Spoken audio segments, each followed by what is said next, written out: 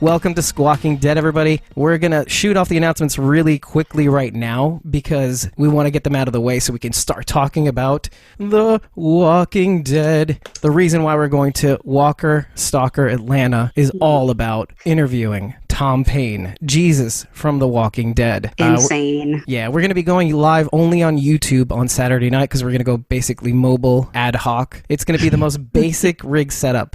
Another thing that I want to get out of the way, and then we'll start talking about this, is we have our Walker Stalker McFarlane Toys Negan exclusive resin statue that's worth hundreds of dollars that we're giving away, and we'll be announcing the winner at noon Pacific time on Sunday. It was originally going to be like 3 a.m. Pacific to kind of give people time on the West Coast to finish up their entries before midnight, and possibly, obviously, we would probably announce the winners at the end of the interview, but, we made some, we tweaked the giveaway along the way, and we wanted to kind of give people a chance to kind of still enter, given the fact that some people had trouble with YouTube, the authorization policies were a little high, but we're so excited about this. We have a much bigger audience right now, and that's why my heart's beating in my chest.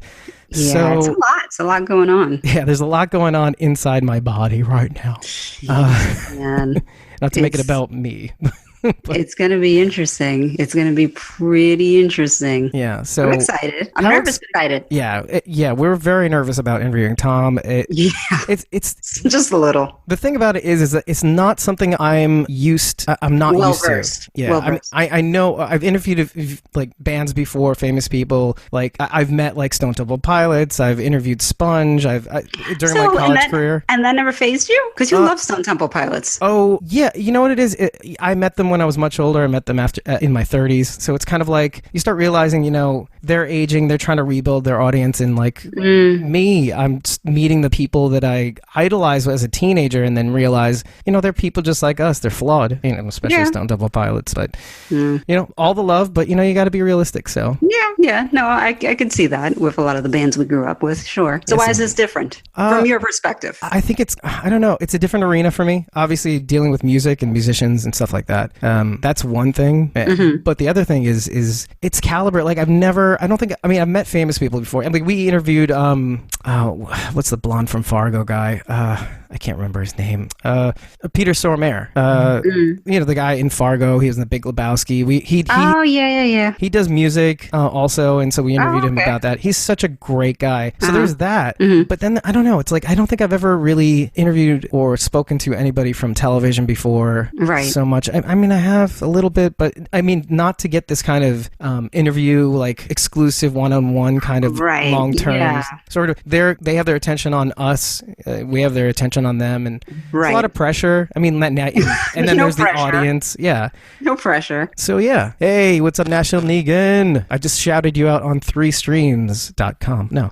There you go. Yeah. So if you missed it, we're going to be interviewing Tom Paine from The Walking Dead. Jesus. Yep. For those who just came on right now. And we're really excited about that. It was the whole reason why we're going to Walker Stalker. And we just got through talking about how nervous we are. And now the giveaway. The giveaway is kind of like not a last minute thing. We'd been talking about doing a giveaway for a long time. We wanted it's just so everybody knows, we've been doing this for a year. We covered all of season 8, Fear the Walking Dead season 4, obviously. I mean, you've seen that. It's been a year. Yeah. Our anniversary is, I think, officially October 11th. Wow, that was crazy. Yeah. And it really has been a year. Yeah, and we've been so busy, we really haven't had a chance to really announce it. No, because we've just been kind of like go, go, go. Yeah. But I remember when we started that podcast, because I think that you didn't think I was serious about it at all. Oh, yeah. It's in our About page on our Facebook. It's if you want to see the exact, not conversation, but like kind of the last few bits of it, it's actually really, really funny. Really? I don't even remember exactly, but I just remember that I contacted you after like we spoke about it like a while ago, and I was like, hey, are you ready? Yeah, you're ready to go?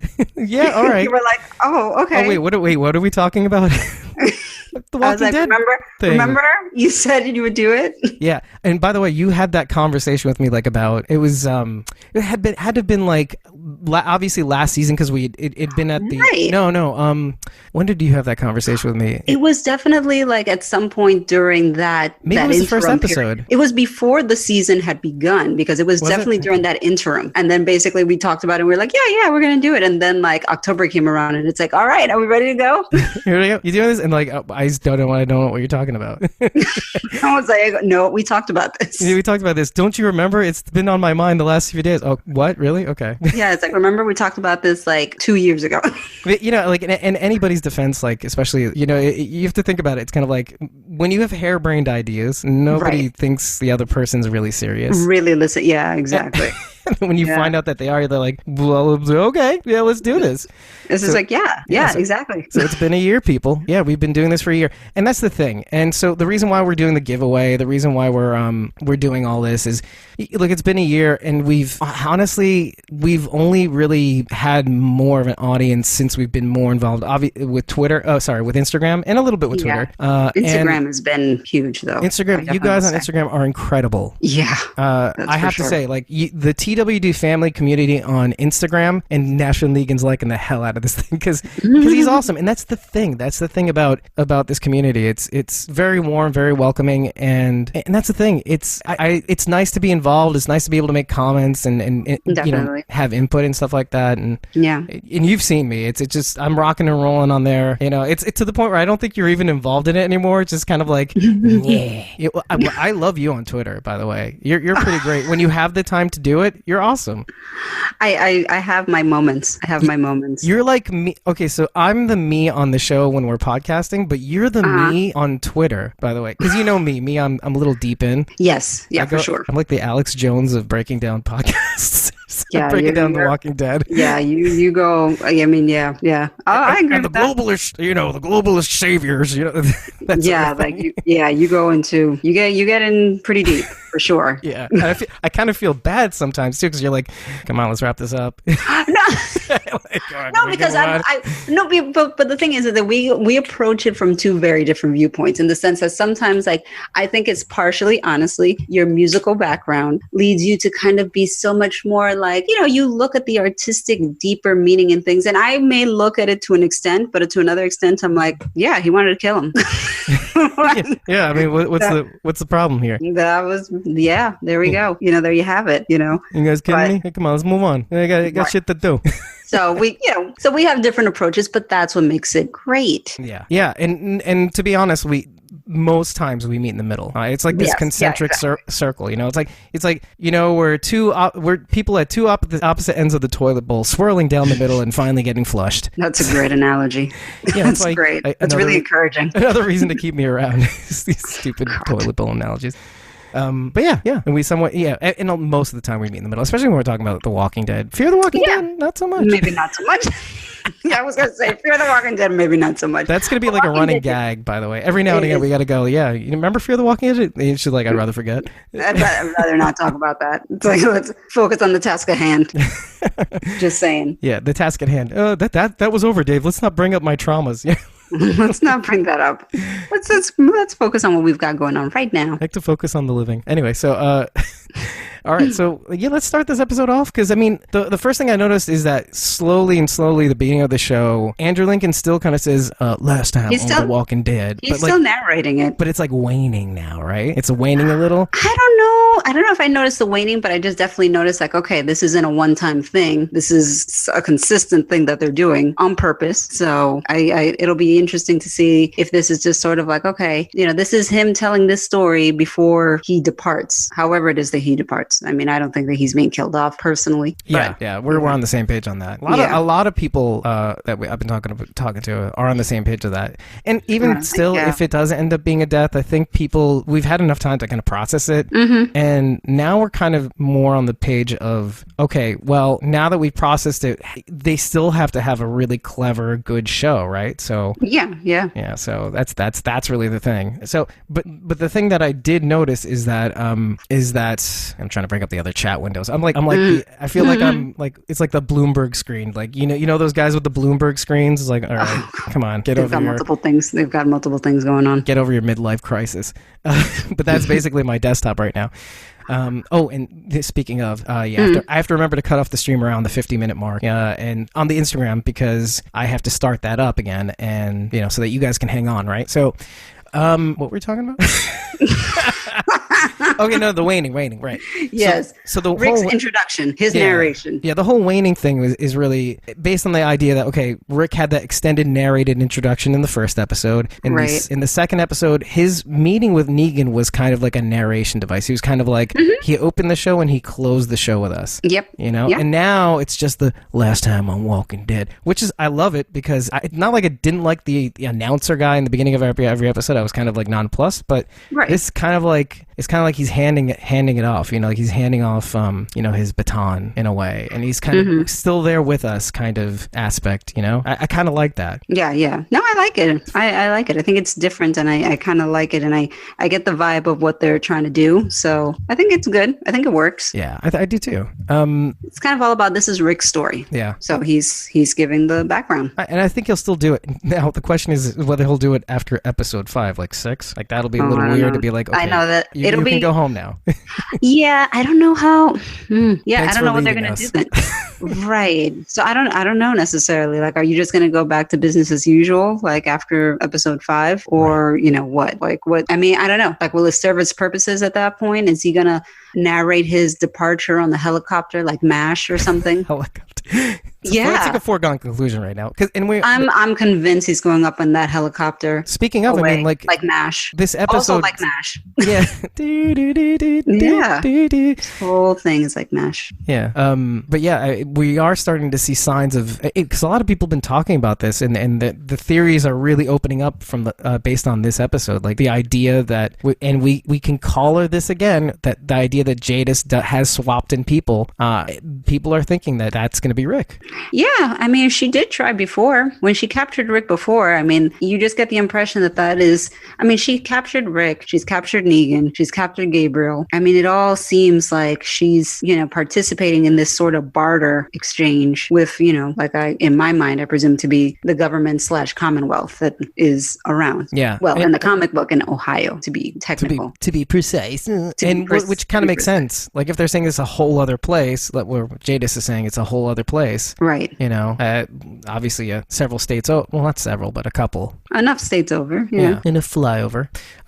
Yeah, so, and who's to say that these people aren't the Commonwealth? In fact, I think the symbol of the Commonwealth, I mean, you would correct me if I'm wrong, but that whole 3 circles interlocking, is that their symbol?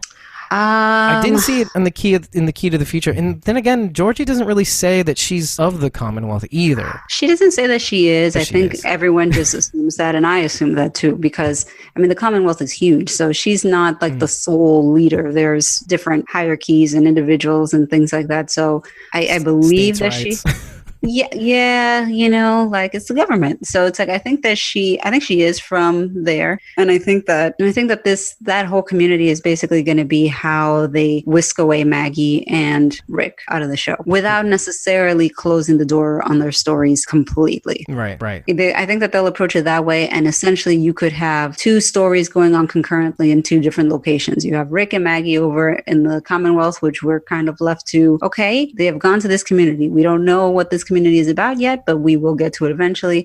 And in the meantime, it allows them to kind of focus, or the writers to basically focus at the task at hand of like your remaining crew of people dealing with a whisper threat in Alexandria, that area specifically. So, which is kind of weird if you think about it. Like, we were kind of like jaw dropped and all like that Carl was gone, and now that Rick is leaving, it's kind of like, well, just up is down is up. It's like, it's great, but I like it. I like that, and I feel like we made comments like this at the beginning of the beginning of our run. Is that like about Father Gabriel specifically? Like when we started to see how, like we started breaking down how Father Gabriel's like this disruption element, and that people didn't like him, but at the same time, I kind of was like, I kind of like him because you drop this guy in who's kind of like trying to be a part of this world now, and you get to be along the ride with him, and you get to see his growth, whereas other people are kind of used to it, and him trying to cop on and either be a part of the group or not a other group. It's that idea of like he's like this just disruption, but now you have this element of like, okay, we thought we knew what was going to happen based on the comic, let's say, just for instance, like, or in general, if you read like synopses of the comic, and then you start to realize that like, okay, nothing seems right. Like nothing, none of this, like Rick on, Carl gone. It just, what is going to happen now? Like, how do they deal with this? With so many top players gone. I mean, Maggie too. With Maggie gone too. Like, how does this look? You know, how does this interaction going to be? And I like that. I don't know what's coming. Yeah, I think it's intriguing to not know necessarily how it's going to happen. I don't know how I feel about like Rick and Maggie not being on the show, and if the remaining crew is enough to carry the show, because I just don't know too many situations that's happened successfully. But not to say that it can't happen. Right. And I agree. Like, I'm definitely willing to give it a chance because if they're willing, think about it. If they're willing to put themselves, see, let me put it this way. One of the things that Star Trek did, and I think this was with it was with Ron D. Moore at the helm. He introduced what everybody knows is kind of like one of the biggest threats that Star Trek: The Next Generation had, which was the Borg. Right now, he kind of set the precedent that like at the end of every season, the USS Enterprise would face like this like almost unbeatable foe. So at the end of every season, they would be faced with like what seemingly is like the most impossible thing. And then when the season comes back, it's kind of like they find a way to resolve it. They put themselves in a writing hole and they write themselves out of it, right? And they spend like all these months trying to write themselves out of it. And so it really kind of it to my knowledge, that's kind of like the first time I've seen anybody do that. And then I'm not saying it's par for the course, but the idea still kind of stands with this show, is that they're putting themselves in a position, and obviously they've had tons of time to get themselves out because they can't. After losing so many people, they can't really not, right? But the idea that they would put themselves so far in a hole, I kind of want to see how they get themselves out, how they make it interesting. What do you do? Is it going to repeat season 8? Ooh, right? So it's kind of interesting when you think about it. It's like, okay, where is everybody? and then because obviously the writing at the top of the season was really, really good. It's so rich, even if it makes you unsettled and uneasy. It's just rich. It's rich with information. Oh, yeah. Yeah, definitely. No, I mean, I think that there's a lot of potential here. The writing's been very solid. It's been very good. It's just, it's going to be, we just have to see what happens and how exactly they choose to write him out, basically. Yeah, absolutely. Well, and not just him. I mean, I'm just meaning for like, we're in it for the long haul. That's just what's happening. At this point, you have to kind of think beyond Rick, right? Yeah. You just have to think about the rest of the show. Yeah. And now I'm wondering, like, which I don't know, in a way, is that kind of clever, right? Like, okay, having announced Rick's departure maybe prepares us for what's ahead. Like, okay, we can mourn his loss, but then it allows us to kind of focus on the rest of the show. Like, okay, now what do we do? Yeah, no, it's true. I mean, it might be something where when your lead is gone, you have to kind of focus at the story at hand rather than just like, okay, what's going to happen with Rick? It's like, oh, there's more than just what's going to happen with Rick. Yeah, it's what's going to happen with Maggie. What's going to happen with when the Whisperers come about? It's a lot to talk about. It's a lot. There's a lot going on. And we will. And look, there's plenty of more rich storytelling to come. I mean, just based on the material alone that we know is coming. So there's still a lot to be said. Yeah, it's not over yet. No, even with Rick and Maggie leaving. And then again, like if with Rick leaving in episode 5, you just got 3 episodes left before the break. And wow, that's crazy. And that's like, I feel like that's almost like more than enough storytelling to keep you off balance, the whole thing, I know. Like it would be one thing if he left on episode 7, right? And then you have the one episode where you're kind of like, I need more. I need to know what's going on. I need to know what's going to happen. But now it's like 5. Well, that's 3 full episodes of things that happen without him. And then obviously Maggie's leaving, I think 6 in episode 6. I think it's 6. I think hers is 6 and Rick's 5. Rick is definitely 5. Right. Yeah, exactly. Yeah, 5 is his last episode. So there you have it. Yeah. Okay. So there's one thing that I want to talk about, and I know I'm kind of dominating the show, but it's just the thing I'm most passionate about for some reason. The one thing that it's the one thing I've always wondered. Okay. We've seen so many people getting taken down by walkers, right? But one of the things I wondered is like, okay, at some point the people they're eating turn, right? What happens? How does that work? And so remember, everybody's already infected. No. But here's the thing: we open the show with Justin being eaten, right? right? Right. Savior Justin. And then we finally get this like scene, like we're kind of getting like a little reveal, like because we've never seen this before, where all of a sudden the walkers just stop eating, get up, and move on. I just thought that blew my mind. Like, really? Yeah, we've never seen that. Like, well, probably not since like season 1, because Andrea's sister was attacked by walkers, and like they got her away. But they put him down, right? So they put her down when she started to turn. Right. Well, they put her down when she started to turn. They put down the walkers that attacked her. The walkers. It doesn't matter. But the whole point is that, like, okay, you've never seen somebody just lying there with nobody around them, nobody to save them, like reanimate after being dead. Yeah, and then the walkers' behavior is my point. The walkers' behavior as they're eating, they just stop what they're doing and they get up and they move on. I thought that was cool. It's kind of like looking behind the curtain, you know, and finding the Wizard of Oz just a little bit. Just get a little peek of the Wizard of Oz, right? All right. I see what you're saying. I don't know. Just for some reason, it's kind of like, okay, you know how everybody, like in the beginning, we're talking about the cure and Eugene with the cure, and it's like very interesting. It's not going to happen, but at the same time, it's kind of interesting that they're exploring this. And so you're getting kind of like okay, they're gonna push this thing, they're gonna push that thing, and then you find out, and obviously you find out, okay, this guy's full of shit. But it's the same kind of idea. It's like they're flirting, you know, and it's something that I don't know. It's just something I'd always thought of, like, okay, at some point this person they're munching on, devouring, is going to turn, right? So how does that work? The walkers, they don't continue eating that person. So now we got a little bit of insight, and it kind of goes to what Gregory Nicotero was saying, was that he said that at the first Talking Dead, or it might have been the first Talking Dead, he said something about, like, you know, we're really featuring the walkers at least in episode 1, but it's kind of interesting that they kind of refocused a little bit more the emphasis on the walkers themselves, because we kind of took them for granted. You know, you always got to see a cool walker in a cool situation, but there's a little bit more like of a feature to them. You know, there's instead of like that kind of horror element, it's like, okay, they're somewhat relevant, you know, and then you get this little insight, and it's kind of cool. Oh yeah, by the way, Rhodes 1378, yeah, like they definitely don't like zombie flesh, but it's just interesting to see them just suddenly stop, you know, and like move on. It's like all of a sudden they woke up and they just moved on, because like, oh, this isn't appetizing anymore. That's true. I know I'm going on. It just blew my mind to kind of actually see that. We always assume that, you know what I mean? You never got to see it. That's the thing. But yeah, so what was going through your mind when you actually saw that? Because we saw it right from the beginning, that final warning on the wall. It hadn't occurred to me. Like, I'm like, oh, this means something. And then at the end of the episode, you kind of find out. Right. What were you thinking when you saw all the signs and all that stuff? Did you have any ideas just from the onset? Well, I definitely kind of got the impression, like, okay, well, these saviors are being hunted. Yeah. So it's like somebody's hunting them and like killing them. Like, if it, you know, so I wasn't sure necessarily who. I mean, I was going through, like, I definitely didn't think it was Oceanside. That I did not. I will say that. Like, it did not dawn on me that it could be them. I thought, oh, maybe it's Dwight, maybe it's a Whisper, maybe that's actually what I was thinking. Daryl. Like, I was thinking like different options, but Oceanside was definitely not one of the options I thought about.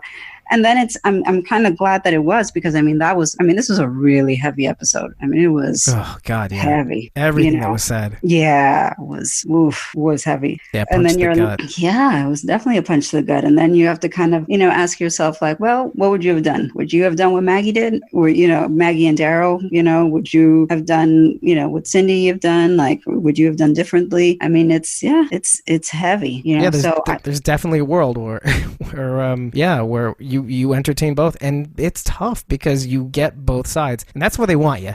That's what they like to have you. Yeah, no, exactly. So I thought that they definitely were hunting saviors, but I was trying to figure out like who. I thought it was kind of interesting. It was a very like whodunit sort of thing. It's like from the get-go, it's like, okay, well, we know that this guy's dead, and we know that he was definitely killed by someone. Who is it? Yeah, and who doesn't like a whodunit, right? Right, exactly. Or as Jerry said, the perp. Yeah.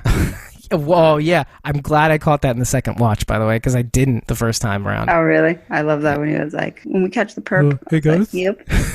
It's like, are we going to do an Egan or are we going to do a Gregory? Like, yes. I didn't even catch that. I don't know why. No, Really? The first time. No, I did catch that, because it's like that's what this is all about. Whose governing philosophy do you go with? Do you go with a benevolent democratic stance of saying like, okay, well, we're gonna trial this person and figure out what's the right punishment, or are you gonna go full on authoritative and say nope, punishment fits the crime, put to death? Yeah, authoritarian. And either side, by the way, is guilty of it, because okay, and just to say it out loud, so between the Jerrys and the Jesuses, they're basically us. They're basically saying the premises of this show out loud, by the way. So yeah, Jerry says, are we doing this guy? Are we doing a Gregory, or are we doing a Negan? And then Jesus, nobody can really answer. Yeah, I don't think. They did answer. They said that they will be reprimanded basically as needed, whatever that means. Yeah, right. Yeah, exactly. Sure. Yeah. As we find out, no. Nope. But like Jesus at the end of the episode, was it the end of the episode or was it the sneak peek? Because I think it was the AMC.com sneak peek, where I think it was a sneak peek that you're about to say. Yeah, so then that must be right. Which is something that I'm going to ask Tom about, because the idea of Tom basically saying things out loud, like either way you slice it, be it Rick having decided on his own that he's going to keep Negan behind bars, or you trying to take out Negan, who are you to kind of make that decision? And, right. Without, the decision is bigger than you. So I love that that like both Jerry and Jesus say that. They kind of just spell it out. Do you know what I mean? Yeah. So I kind of love that, because they're us. They're kind of just in the middle. Alden kind of in the middle. Yeah, no, exactly. So and then the rest and everybody else is kind of clueless, or they're too wrapped up in the emotional aspect of it. And Rick, you can see Rick struggle too. Yeah, no, definitely. Like every moment he reveals that too. Like every morning. Yeah. The devil comes marching in, that kind of thing. But yeah, so that's right. So Rick's hand. So the cool thing. So we do get to see Rick's morning routine. It's a little montage. Yeah. I kind of like that. It was a little weird though. It's like the first thing he does is go downstairs to visit Carl's grave, blah blah blah. But I love that. We'd seen the promos with Rick kind of touching the patio wood. Where Carl and Judith's handprints were. So we were prepared for it, but it was kind of nice to see it. There was a lot of cool things about this episode that kind of came about, like the little ports in the storm, right?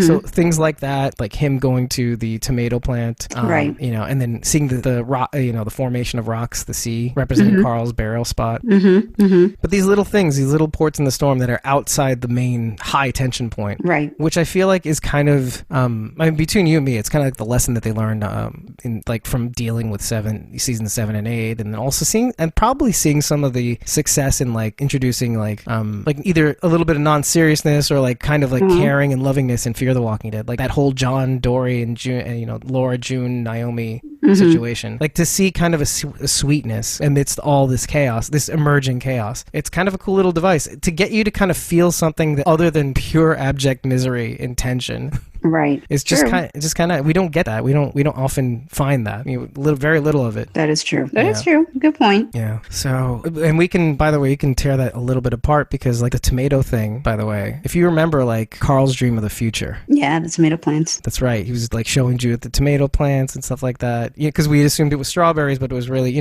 picking strawberries with Negan. It's like, no, as a matter of fact, it was tomatoes. And then, carrying Judith around and stuff like that, that whole thing. But yeah, the tomato itself, that was Negan's, that he was growing tomatoes and stuff like that. And then he puts it on Carl's little resting spot, and he must do that every morning to kind of psych himself up, because it's tough, man. Yeah. Every day. And it becomes symbolism, because at the end of this episode, you see the symbolism of that tomato being squashed under heel as the saviors walk off. Yeah. So it's like they leave these little things that we can see like a symbolism, like, okay, so much for your dream, buddy. Yeah, let it go. Yeah. Time to go.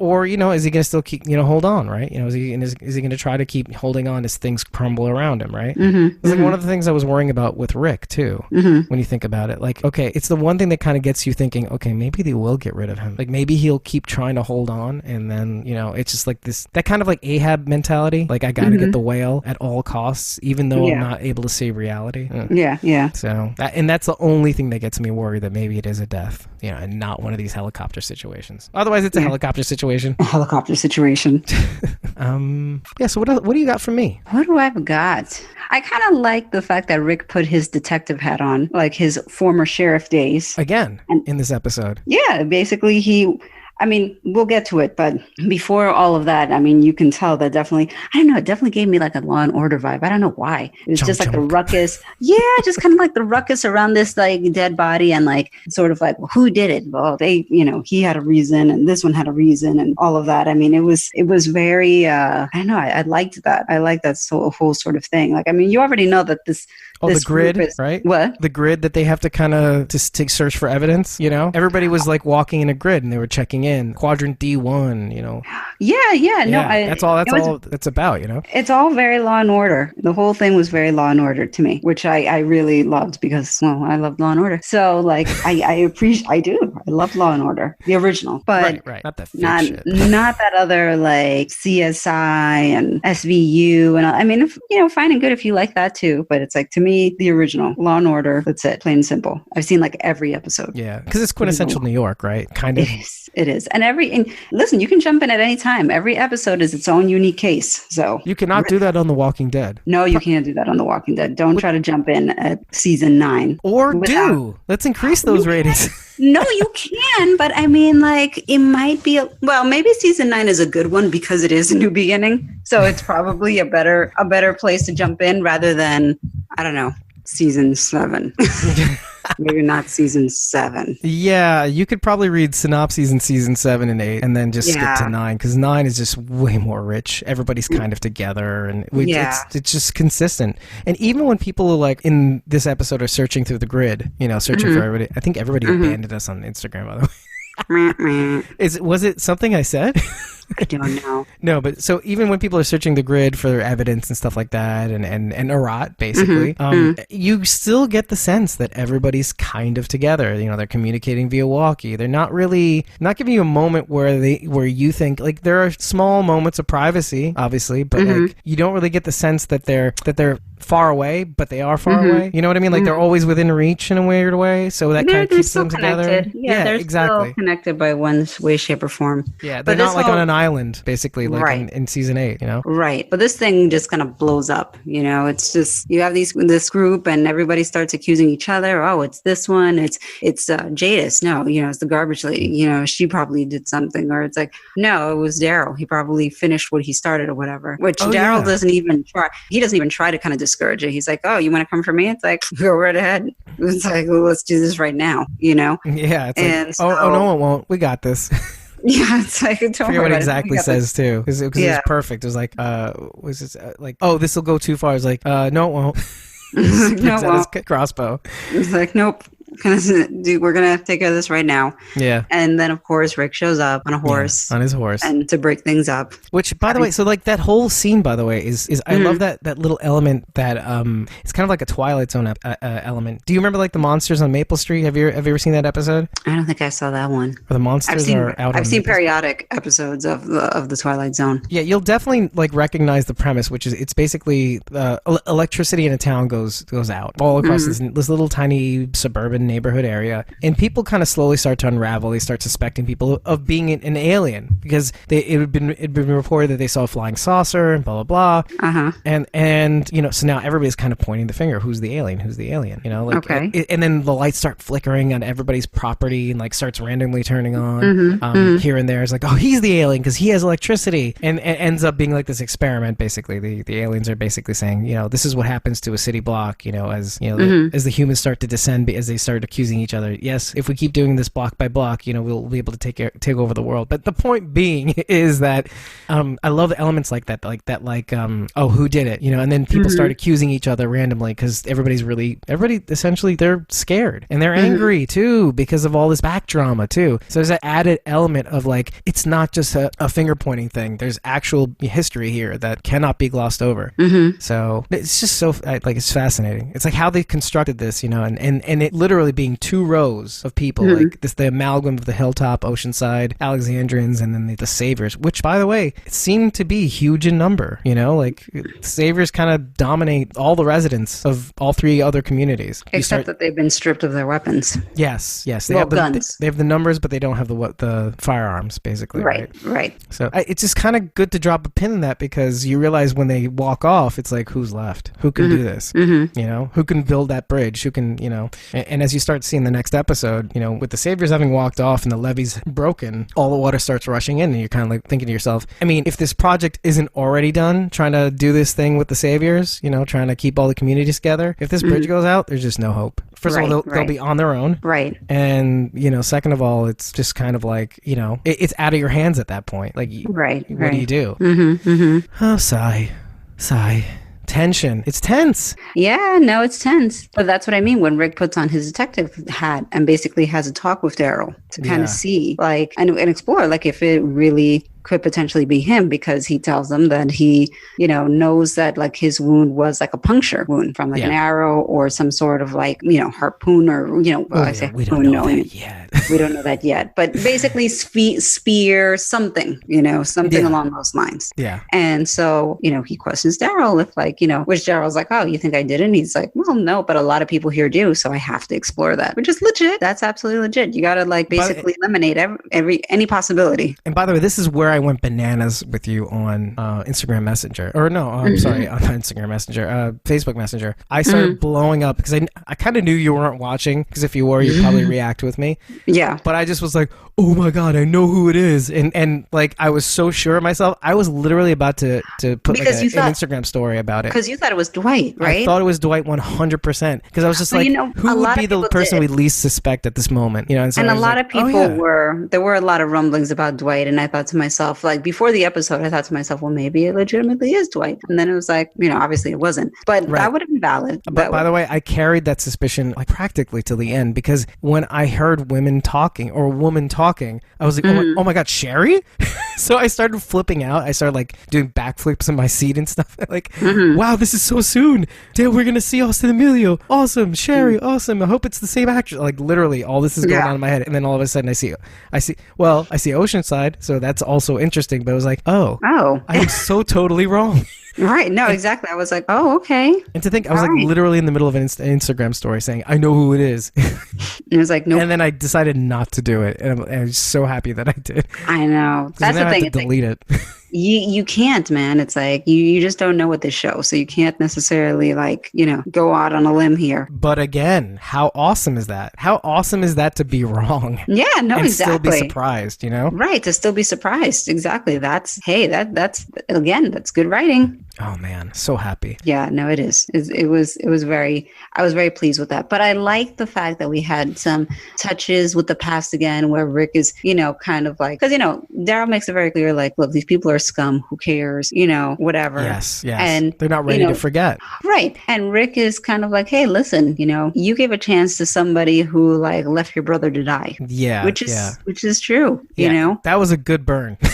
Okay. Not a burn, but obviously it's kind of like, think about that for a second, you know? Yeah. Let that process. And then I remember that scene where Daryl caved and said, you know, okay. Like he was just very frustrated with Rick. Yeah, he was very frustrated. He wanted to beat the hell out of him. Yeah, no, definitely. Definitely season 1. But more so, after watching it the second time, I'm like noticing like Daryl, here's the thing. And it's really upsetting. It like simultaneously it makes me feel 2 things about Daryl. One is that obviously he's not being listened to. And he's reacting to everything around him as if, you know, I've been telling you all this time, and now what's the point? I'm just going to ride this out because I can, and I'm capable. You know, when shit goes down, I'm going to be able to take care of myself, you know, so that I don't care. Right. You know, I'll protect what's mine. I'll protect everybody else, you know, but, you know, like this is going to happen. But on the other hand, there's like this incredible like righteousness about him. Like it's one thing to be like righteous, but when you see the writing on the wall and you don't do anything about it, that made me kind of mad. It's kind of like, on the one hand, you're like, okay, I'm with you, Rick. You know, I want to give this thing, I'll give this thing a try. But then like when it comes down to it and you see the problems and you see the fissures, and I know he's been trying to tell Rick this whole time, but at the same time, when he's not listening, don't you think at some point you have to kind of step up and do something about it? And I'm not saying go the other way. way than Rick. Yeah. But I'm just saying, like, do something. Right. You know, like there is an element of that goes. He's not the only one that's kind of being righteous, and we'll get to that because I kind of made a note of it. It's like these people know what's going on, they see the writing on the wall, but they're hanging back and kind of just letting it all happen. And maybe it's because they trust Rick.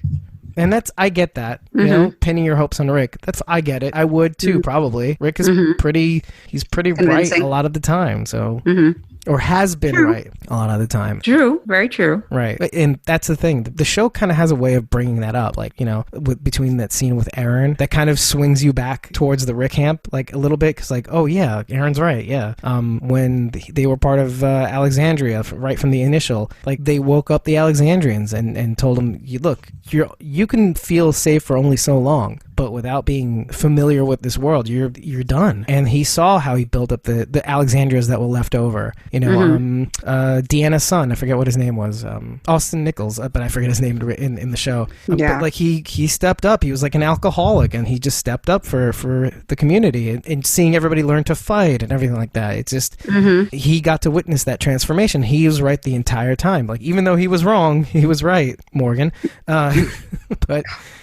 But yeah, so I don't know. It's things like the show is like a pendulum. It kind of it gets you to see this one side, and then all of a sudden violently swings you to the other side, and it makes you see like Rick's angle, and okay, maybe he is kind of right, you know, and then all of a sudden brings you back the other way, but not in a violent way. It just kind of like this. It's a big swing, but it kind of eases you into the other point of view, you know? Yeah, I hear you. So yeah. And why do they get this future? Why do the saviors get this future? That was harsh, man. Like Len, Abraham, Sasha, the Kingdom Knights, Hilltop, Oceanside. He mentions all of them. Yeah, because they're all casualties that they are not going to get a chance to reap the benefits of this new world, but the saviors but again, why do they magically get it?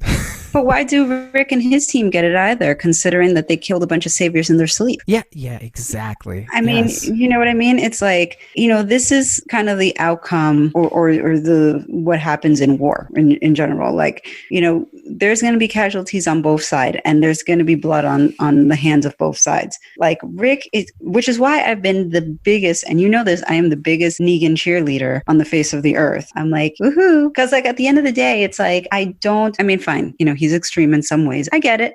But you think? No? I get it, you know. Como se dice, tyrant? Little bit, you know, but... Yeah, a lot of it, but yeah. But I see what you mean. No, but so what's your point in that respect? Like, why Team Negan in that respect? Because of the fact that this whole thing started with Rick listening to Gregory talk about somebody who was bullying them with no basis on anything. Even if Gregory had all the reason in the world, there was no evidence of anything. Just Gregory spouting off saying this. That's enough for you guys all to go to this satellite station and kill like 50 saviors in their sleep, which Glenn did not agree with. But by the way, very clear. This is pre like Gregory even knowing, because Jesus didn't know where the saviors lived. I don't know Jesus didn't know, but Gregory, but he was their scout though. That's the thing. Their spy. You know what I mean?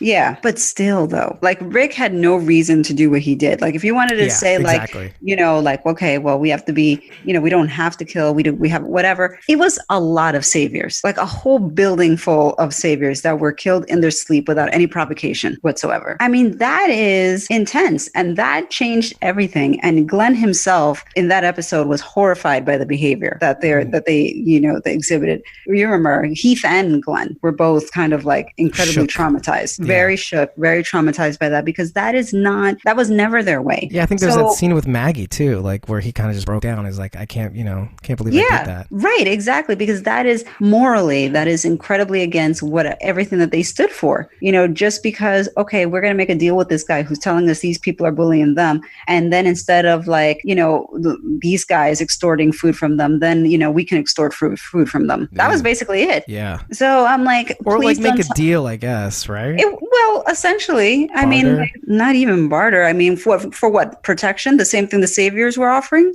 Oh man, you're right. It's the same thing. It's the same thing. And that's why I'm just sort of like, look. Well, there was kind of a difference, like small nuances where it's kind of like, you're not obligated. You know, like if you don't want to give it to us, we'll walk away. Hey, listen, it's like, you have to give it to us, and we're going to. It's like a racket. Well, you know? Negan would argue that you don't have to do anything. anything. Right. You know, we'll just kill one of you and you'll still do it.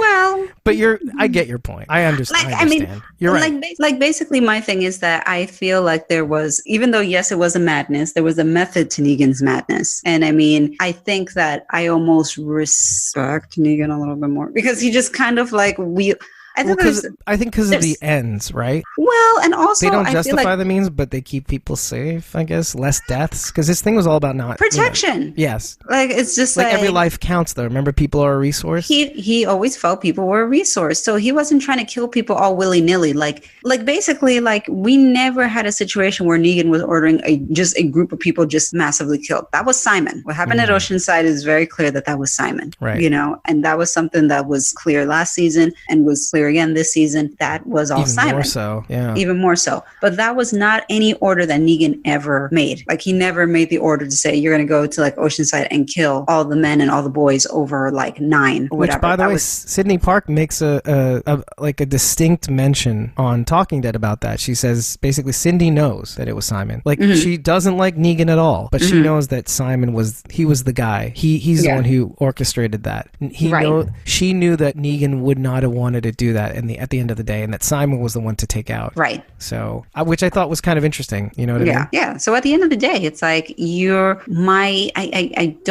can't necessarily get on the bandwagon with saying like, oh, well, you know, these saviors, I guess, I don't know. I mean, I just have a hard time with like the whole, you know, well, Rick's way and whatever. I'm like, I mean, look, each person has a method to their madness. Rick has his own reasoning and his method to his madness, just like Negan had a reasoning for his madness, you know? Right. I mean, I can say like, look, Rick murdered all these people in their sleep. You know, somebody else could say, well, Negan, you know, goes into places and, you know, kills one person to make an example and, you know, takes people's wives as their concubines or whatever. And that's not cool. Yeah. It's like tomato, potato, Republican, Democrat. I get it. I get it. You know, they're all trying to do the same good thing, but basically different approaches. Yeah. But they're all doing it with an intention of like getting something out of it. Exactly. They both wanted something out of Hilltop. Assuming best intentions in this crazy ass world, what you can't do. No, they didn't. That's crazy.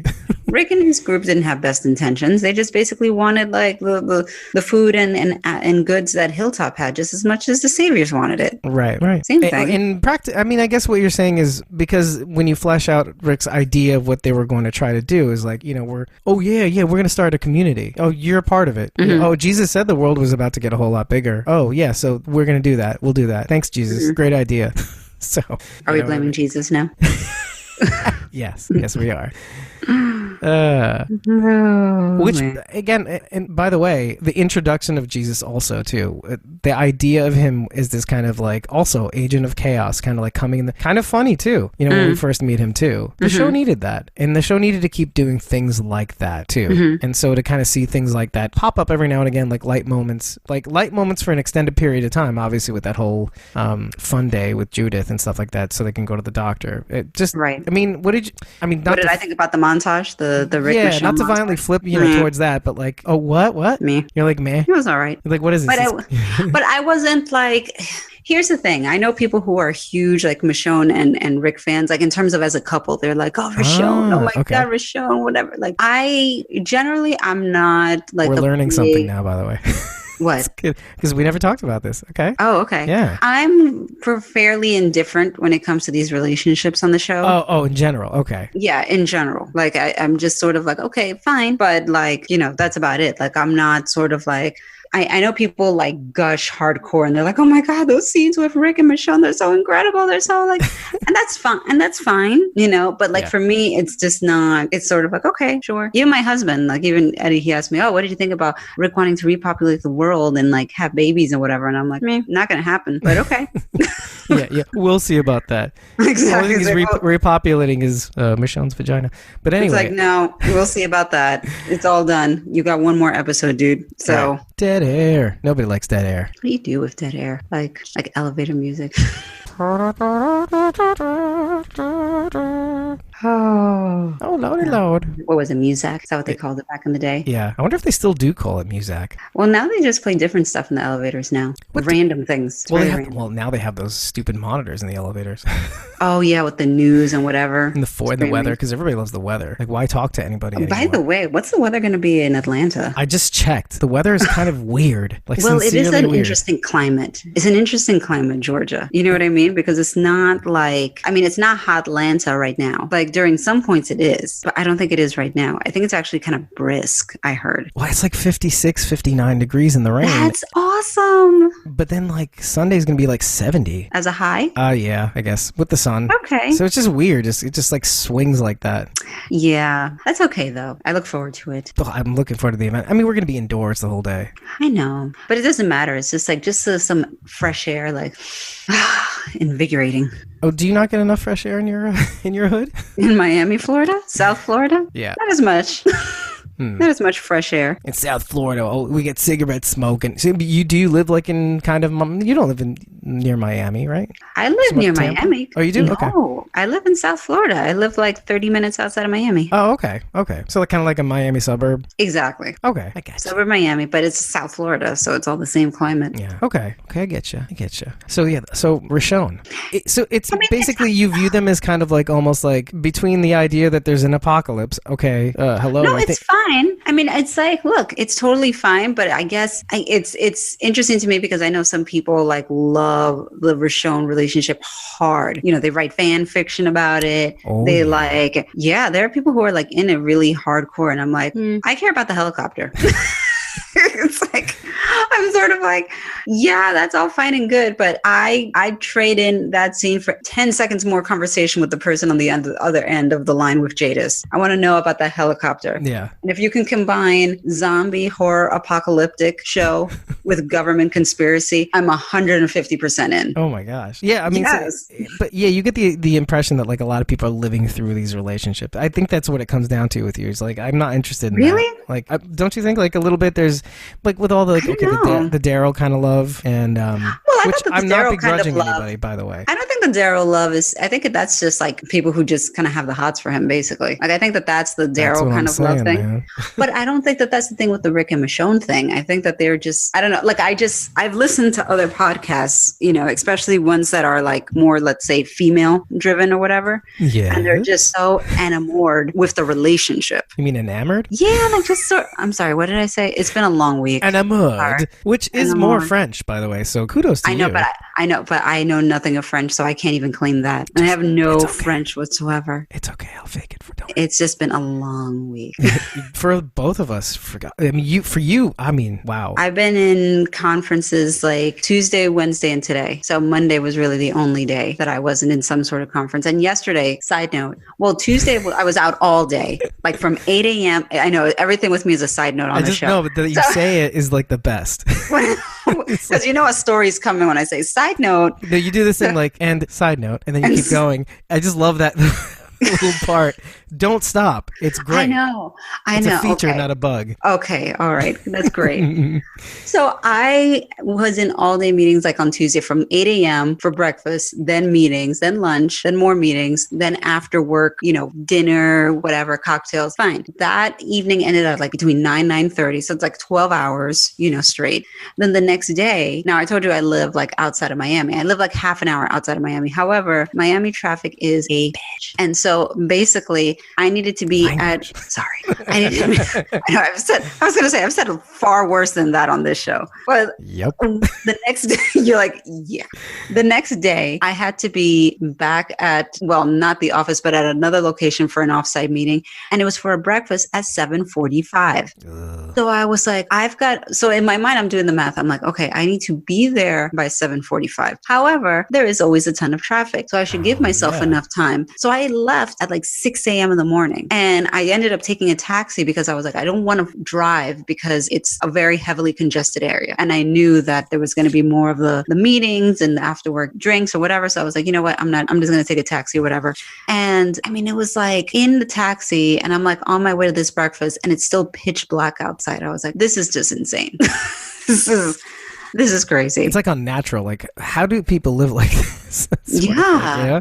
But for a while I did it in New York, like where it's like I would wake up like in the winter months, basically. Because remember, I had a 2-hour commute each way. Oh, that's right. You lived you still live in New York, right? I was still in New York, but I was living like suburbs of New York. Right. And so it was like a door to door. It was about 2 hours if you timed it. Oh, and man. So during the winter months, it's like I'd leave by like 7. So, I mean, it's still kind of dark, when it's winter, And then by the time I get home, if I leave work at 5, it would be like 7 o'clock at night, which again, it's dark during wintertime. Yeah. And so I would feel like I'd leave work in the dark, come home in the dark. It was just darkness all around. Yeah, I hate that like little Stockholm syndrome you get when like 6 o'clock rolls around and you're kind of like, it's a little bit of Stockholm syndrome because you're kind of like, well, it's dark outside, so I guess it's time to leave.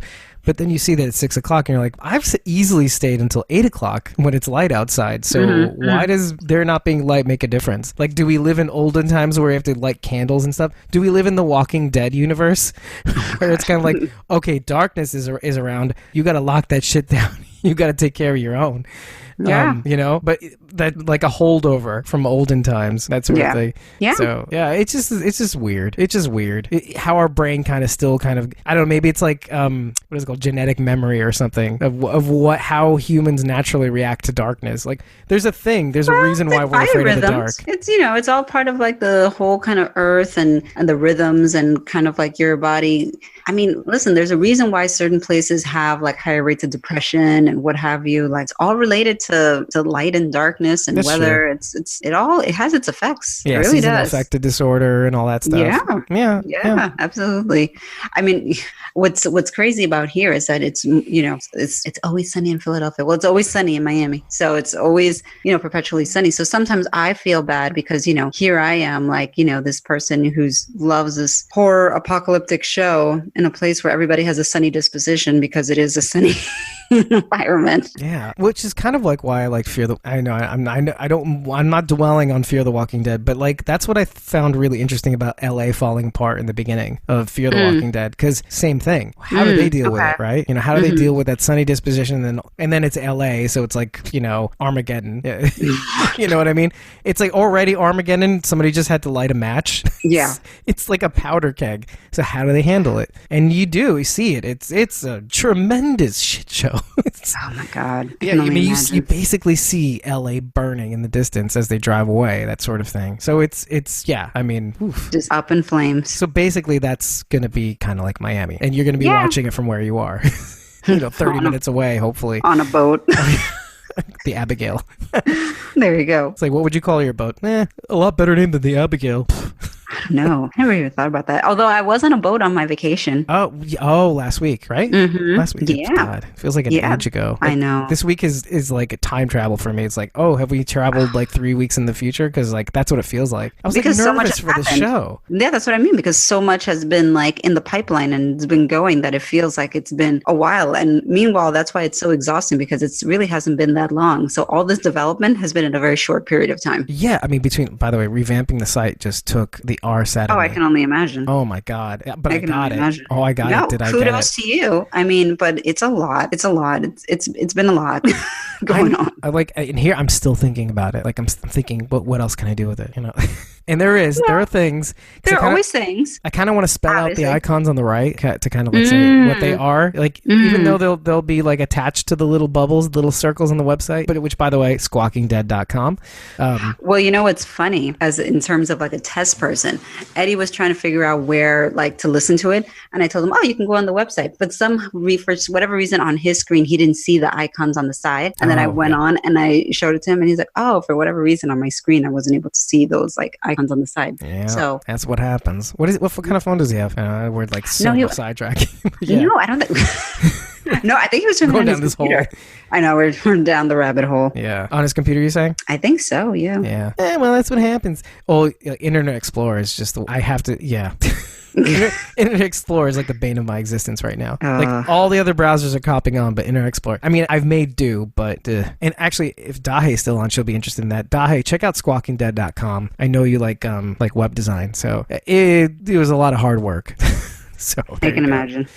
Okay, so we've gone down this rabbit hole enough. Yes. So, so basically the whole Rick and Michonne montage, that's fine and good. you know? But that's why I kind of jumped to like, okay, somebody runs over to Rick, tells him what's going on. Well, to Michonne, actually. Michonne tells Rick what happened. They found Justin. He's dead. And that's what kind of brought us to the scene with the ruckus, because then Rick interrupts it all. And which, by the way, was nice to see Kenrick Green, too, the actor. Sonequa Walton Green's husband. Yeah, it's always so funny. Like, there's always somebody on the show that I kind of like all of a sudden pops up and I'm like, you're still alive? Exactly. That's exactly what I'm saying. Exactly what I'm saying. I was like, good for you. You're still alive. Awesome. Yeah. I mean, by the way, and even like, I was really impressed both last week and this week, mostly, obviously, with the way they started highlighting each of the Oceanside people, like, you know, calling them by name. Oh, and do you remember that shot last week with Brianna Venskes, who plays Beatrice from the Oceanside? Yes. That shot that she got, it's like...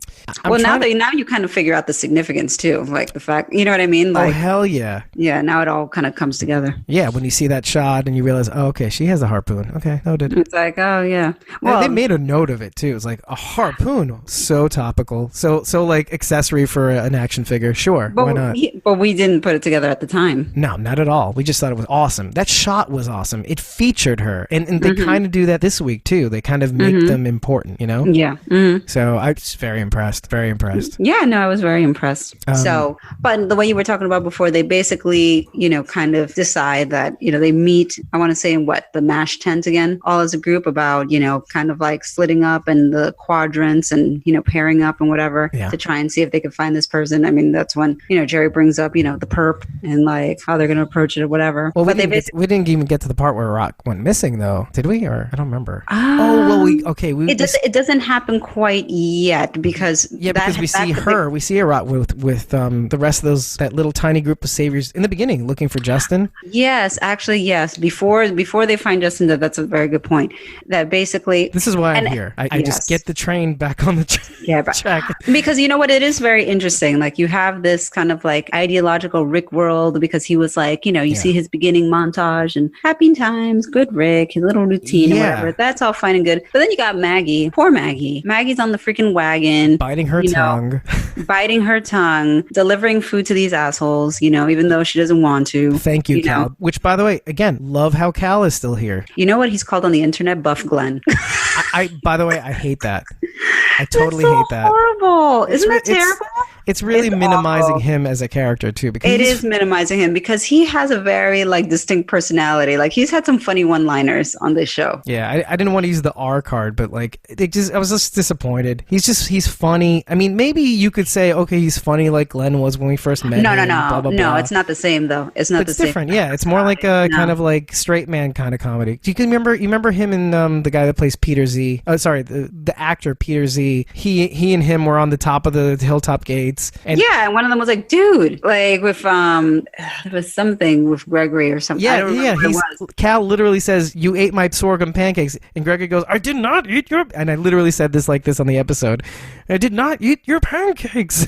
He's had some funny one-liners, and he's a little badassy, you know, in a way that Glenn was not. You know, not that Glenn was weak or anything like that. No one's saying that, but he has his own distinct personality. You know, I mean, and as Glenn experienced more things and etc., you know, as his character popped out from being 2-dimensional to 3-dimensional, you know, Cal can still remain a 2-dimensional kind of person. You know what I mean? Like a not kind of out of focus. Like Maggie's the focus of that scene, but then like also he's kind of a good backdrop to have. Yeah, he is a good backdrop. Yeah, it's almost like a foil to her. You're like, in a way, like I can't believe we're still working with those assholes, and she has to kind of force herself to hold her tongue. You know, as so he's Carol saying what we're saying. We're thinking. FYI, was that as Carol does later on? FYI, indeed, but in fact, I mean, everybody's biting their tongues based on being loyal to Rick, but nobody believes a word of it. Maggie's like, "Yep, we have to try and make it work or whatever," even though like she doesn't agree with it one bit. Carol's like, "Yep, because every life is valuable." Now, Carol, I'm not sure about, by the way. Carol, she said it, she did not. She, at least with this guy, she did not buy it. Like she's doing it because she feels that she should, out of loyalty to Rick, and that's fine. This is what we're doing. But I don't think that she's fully bought into Rick. She may not be at the point of Maggie, not like that, but I don't think that she buys it. I don't think that she. Well, you know what we'll do? We'll get to that. I like to put a flag in that because there are things that happen that kind of make me think that maybe not. Like there's a chance that I'm not saying she's on board board, but I will say that I do think things happen that make me start to think, okay, maybe she's a fence sitter for once in her life instead of being in extremes. Yeah, no, I don't think she's an extreme in the situation. I think that she could go either way. I think that it depends on the situation. She declares it, though. Do you remember when she says, she kind of says, I feel like I could do it all over again, where I could just, what did she say? End it before it begins? Yeah, end it before it begins. Which is her thing. It's her thing. That's what she does. She'll go to the mat to try to save everybody. Almost to a like, okay, you could have dialed that back a little bit. I mean, every time I see her do something, I'm like, awesome, but I think you did a little too much here. Like, I think you almost could have killed them, the people you're trying to save. Good thing, but okay. You're good, but like, you remember the prison, okay? Dial it back. So, well, she does. Which is why she's a badass, obviously. She's a badass, and she saved them from Terminus, or at Terminus. Yeah, it's a good thing she didn't kill anybody. But okay, but yes, taking a step back, I want to kind of just fart this one thing that I saw out, because I know it's probably nothing, but do you remember, okay, so that scene where Rick goes to Carl's little plot and then comes back upstairs to see Michonne, she's awake, she's working on the thing. So when Rick gets into the room, Michonne has this like little smudge on her arm. Okay. Did you notice this? She has like this little smudge of something on her arm. No, I didn't catch that. And she makes a distinct kind of effort to kind of, lick her thumb and like wipe it off. And I'm like wondering to myself, why is that in this scene? Like, why is this little, I mean, I was thinking, okay, it's probably drool or something, but it looked sticky or something. I don't know why I think of these things. I always think of these little things. Like, do you remember the blue paint? Okay, do you remember Jadis was painting in blue in the heaps? Yeah. And I compared it to the blue handprint of Carl and Judith on the porch. I know what you're saying. When they highlight something, you do imagine that it must mean something. Yeah, and I really wanted to ask somebody about that, but then there's a scene like this. It's like, well, couldn't they have just yelled cut or something? Or so, you know what I mean? It's like one of those scenes where like they could have just yelled cut and just did the scene over again. And without the smudge on the arm. I know it's really weird. That's what I do. This is me on the show. This is how I operate. So it's fine. Yeah, I don't know. He comes in. She quickly like takes it, and it's on her left arm, so he doesn't see it as he walks in. So I don't know. Maybe she was masturbating. Anyway, so let's move on. I think that I snuck that in. I'm sorry. I don't know. I wasn't paying too close attention, other than the fact that I know that she was like writing like the rules for a new society, or that Which, whole by the thing. way, totally frustrating, and I'll tell you why. Okay. Because that's the one thing about, like, okay, I can appreciate the scenes with Judith and Rick and Michonne having fun and whatever, taking a break. They're always saying taking a break. I can afford to take a break, and then I'm saying no. I'm like literally screaming in my head, no, you can't. Get this charter shat out, at least in a rough draft, so that everybody can see it, see what you've got, because you need that thing now more than ever, because everybody keeps talking about it like something bigger than themselves, not so the rules aren't held up by any one person. I'm like, I'm losing my goddamn mind. Yeah. And I'm like, and you're taking a break, and then I'm like, okay, fine, I'll enjoy this. I'm like, and I did, because you see them having fun. It's kind of like, all right, I'm not begrudging you. We need things like this, because it can't just be all about tension. It doesn't have to be all about tension. I mean, I don't know. It was all right. You know how I feel. No, about and I'm with you, actually. I'm totally 100% with you, because I wasn't like all like lovey-dovey and like, oh, it's so cute. I was more like this is nice. And I, by the way, and it's like, yeah, this is nice. And I didn't write any notes on that whole scene, except for when they got to the end when he's reading out of The Wizard of Oz. And I kind of want to read that back to you. Okay. Because it's prescient, okay? And it sums up Rick in a nutshell. Let me see here. Where are you? Okay, yeah, there it is. Okay. So, but as the hours passed and nothing terrible happened, she stopped worrying and resolved to wait calmly and see what the future would bring. At last, she crawled over the swaying, my screen just flashed, the swaying floor to her bed and laid down upon it. It's obviously the house is rocking back and forth. And Toto lay down beside her. In spite of the swaying of the house and the wailing of the wind, Dorothy soon closed her eyes and fell fast asleep. This is Rick's death scene. Oh my gosh. But it's the idea that, like, somebody that's ignoring clear and present danger that's all around them and deciding to go to sleep. Like, are you out of your mind? I hear you. Yeah. But there are little elements where that's kind of, other than the obvious thing of, like, just resolving to wait calmly and see what the future would bring, that's a key phrase. That seems to be all about Rick. Instead of, like, addressing and taking them seriously in a calm fashion. I can see that. But then there's the idea that like, the last part of ignoring things. But the thing that kind of want to like thread is that you have the idea of like baby Herschel, and on the one hand, and Judith, obviously, but baby Herschel, I'm like doing hand motions. Nobody can see them. But then there's baby Herschel, and Maggie says two things at the same time. Certainly, Rick's idea is way better for Herschel. She says it's last. But what she says first is that like I would have wanted to see that future where Glenn could be a part of that. Baby Herschel was robbed of Glenn, of his father and stuff like. You know what I mean? But she admits that like, okay, this world that Rick wants to build is a better world for my son, for my child. Yeah. So, and then you tie that into the future, and it's kind of like, well, waiting calmly and blah blah blah. So it does like bring about the idea that yes, the pendulum is swinging, not violently, but it's definitely swinging wide. And the show is easing you into the points of view. And then right near the middle is where Maggie is mentioning this thing. Like, okay, on the one hand, I was robbed, or Herschel was robbed. But on the other hand, I want a better world for Herschel. Right. So this is like the middle of the episode, kind of, right? I think. So that's the only thing I really wanted to write down, because it's frustrating as all hell, because I'm with you. I don't dig. There's a part of me that's like totally about with what Rick's talking about, but then there's the other part was like, listen to Daryl. Daryl's defeated. Right. He doesn't want to do anything anymore. Daryl, aka my colleague John at work, who's listening right now.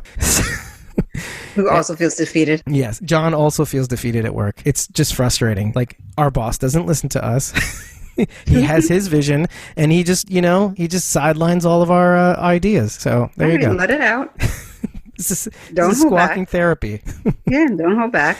We're a service, and we talk about we try to solve everybody else's problems. Yep, that's what we're here for. Let it out. By the way, John is the Daryl of our office, by the way. I can't even tell you. If you met him, you would entirely say the same thing. He just spits out swears, whatever. He's funny as hell, but it's just, the grunting, the kind of like, the attitude, you know what I mean? Like just constantly going about, but he's also kind of like he's our office hero. I'm like totally puffing his chest right now because I know he's listening, but it's true. Like he's kind of our hero. He kind of, in a way, we kind of see him as a leader, kind of like Daryl. Do you know what I mean? So, but on the other hand, sometimes that leadership role kind of, it's like hot potato. And sometimes in his hands, he just kind of wants to get rid of it because I know that mother effer doesn't want the attention. So I just figured I'd give him a little shout out, a little flattering shout out, because he is like that. And we love Daryl, and so I love John. So there we go. Oh, how kind! That's great. It's nice to know that we have Daryls out there in the world, looking out for everybody else's best interest, while simultaneously not grunting and squaring in the wind. And just to close the book on this thing, because I don't want to ever have to go to this play date thing, is I love that little BTS scene where like one of the twins at least is calling Rick Big Stinky or Uncle Stinky or something like that. Oh, because he was in the meat suit when they first introduced her. How funny! And she has to spray water on him because he stinks, and like literally Andrew Lincoln, not like Rick Grimes. Right. The little actress. That was adorable. Like the whole it was cute. Stick fighting thing. I was nonplussed about it. I thought it was sweet. We needed it, etc. Totally needed it. It's so funny that that's what you thought, that it was so sweet. I thought to myself the whole time, I was like, good, get her trained. Like I was watching it. It's like a Trojan horse. We're training her to. Yeah, I was like, I was watching it. I was like, awesome. That's right. Get her trained. Get her ready. Meanwhile, I'm thinking, oh, she dead. That ain't no training. It reminded me of like Wonder Woman, when she lives on the island and she's like going through her training. I'm like, yeah. Whoa. So you actually did have some thoughts about that. I did. That's how I interpreted it. I was like, cool. All right. Get this little girl ready. Yeah. So that nobody jacks her up because, that might happen. Look, stuff might happen. I mean, just saying. Yeah. Oh, well. An apocalypse. Goodness sake. Yes. Okay. I just thrown off my game. Okay, so the Civil War thing, Rick comes about, breaks up the thing, and the Alden comes up. Oh, so there's a little scene where Alden comes up to Rick and Maggie, and he's really just trying to say, look, a little bit of firearms with key people, might mean the difference between them just walking off and leaving the project. I mean, not only the project of the bridge, but the project of living together. He also kind of mentions, like, maybe you don't necessarily give them everybody back their weapons, but maybe if, like, one of them or a couple of trusted them are armed, then it would go a long way. Yeah, like Laura, who clearly wants who people to stay clearly together. who clearly wants people to stay together. Yeah. Yeah, And himself too, who and was even a savior. Arat, by the way, like, which is, it's kind of sad because given what we know that happens at the end of the episode, it's like, that kind of sucks, but that's what happens. But yeah, there is this saying called, if you live by the sword, you die by the sword. That's the sad reality. Well, it's kind of sad because you really see Arat trying to, like, between the scene with Rosita in the last episode and, her in this episode really kind of also with Laura in a way, just kind of trying to make things work. She's not like with DJ, the guy with the beard, and Matt Magnum, and Jed, obviously Jed, who we thought was Mud. Well, they probably do call him Mud. But, not being like them, just kind of being like, okay, slow down, we don't want to do anything that we can't go back from. And so yeah, I mean, I get it, it's sad, move on.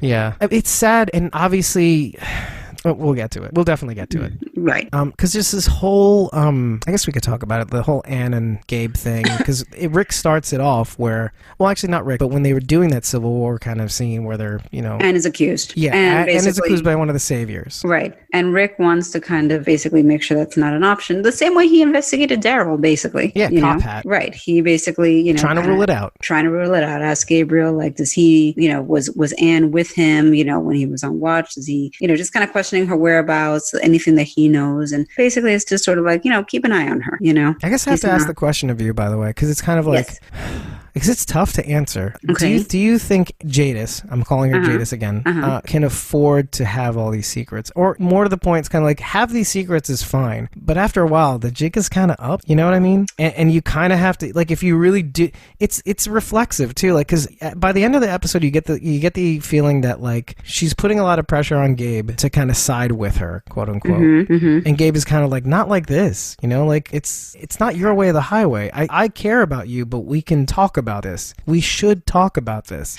And she just sees it as, it's, if you're not with me, you're against me. And she's not giving him enough equity to kind of like bring him around, you know what I mean? It's not your way or the highway. And if you really do care about somebody, you give him a little rope, she tried to. I mean, she tried to explain the situation, blah, blah, blah. But just from the beginning, it's kind of like, there's some serious things going on in the camp. And I know you don't want to be blamed. I know you don't want to feel like the outsider. I get it. I defended you. I lied for you. But give me something. Right. So what did you think about that whole, like, the whole Anne situation? Yeah. That whole situation. Frustrating. I mean, I'm just intrigued. About, like, what's going on and who she knows. I mean, she goes back to the trash heap, and goes to that stash, which was the same container where she took out, like, the applesauce in. Was it though? Doesn't really matter, I guess. It doesn't have to be honest. It doesn't have to be, but basically it's like I got that impression from whatever season that was. I don't know if it was last season or the season before, when she went into that trash heap, into that area and got some applesauce. Oh, yeah, it was right after all her people, her Walker people right, chunked up. It just kind of gave me the impression of, like, I don't know, this there's more to this chick. There's more there. Like, she has this stash of, like, a food. I don't know. Like, especially with the symbol on it, which is the same symbol that's on the helicopter, by the way. Right. The only thing I wasn't sure about is whether they were the Commonwealth, but I knew for sure that the helicopter had the 3-circle symbol, and the lid on the top had the 3-circle symbol. It's all part of the same government base. Yeah. Well, yeah, and we're assuming it's a safe assumption. Allegedly. Yeah. Well, we never know. We really don't. And maybe. And by the way, it's kind of like what you were saying. Like, it could be a situation where there's more than one big dog, and maybe George is not 100% on board with that other big dog. You know what I mean? So, or it could be a part of the same kind of amalgam. And this would be a clever thing for them to do, is that with all the things that are going on between the saviors and the rest of the gang, wouldn't it be kind of cool to have a larger scale version of that with all these kind of big dogs, like, the people with the helicopters and the big community that Jay just talks about with Gabe's, like, it's unlike anything you've ever seen, blah blah blah. Wouldn't it be funny? When she said that, it definitely made me feel like the Commonwealth. Right, but wouldn't it be funny? Wouldn't it be funny if that bigger kind of government community also has the same kind of issues, like, we don't trust them, they don't, this thing happened, oh, it's them, You know what? It would be a good Could be. parallel to have, right? Could be. And the comic book, they have it pretty good though. They got like Starbucks, they got movie theaters. So like, you were for real with that, right? No, it's like it's serious. Like I mean, it's Okay. basically almost like it never happened. Like they Wow. just basically like the government just had this. Like I've always said, the mother of all bunkers exists. It does exist, and Right. in the comic book, this was set up and this was protected, and you know they have luxuries. You know, not like oh well we've got food and we've grown crops. It's like no, they're past that.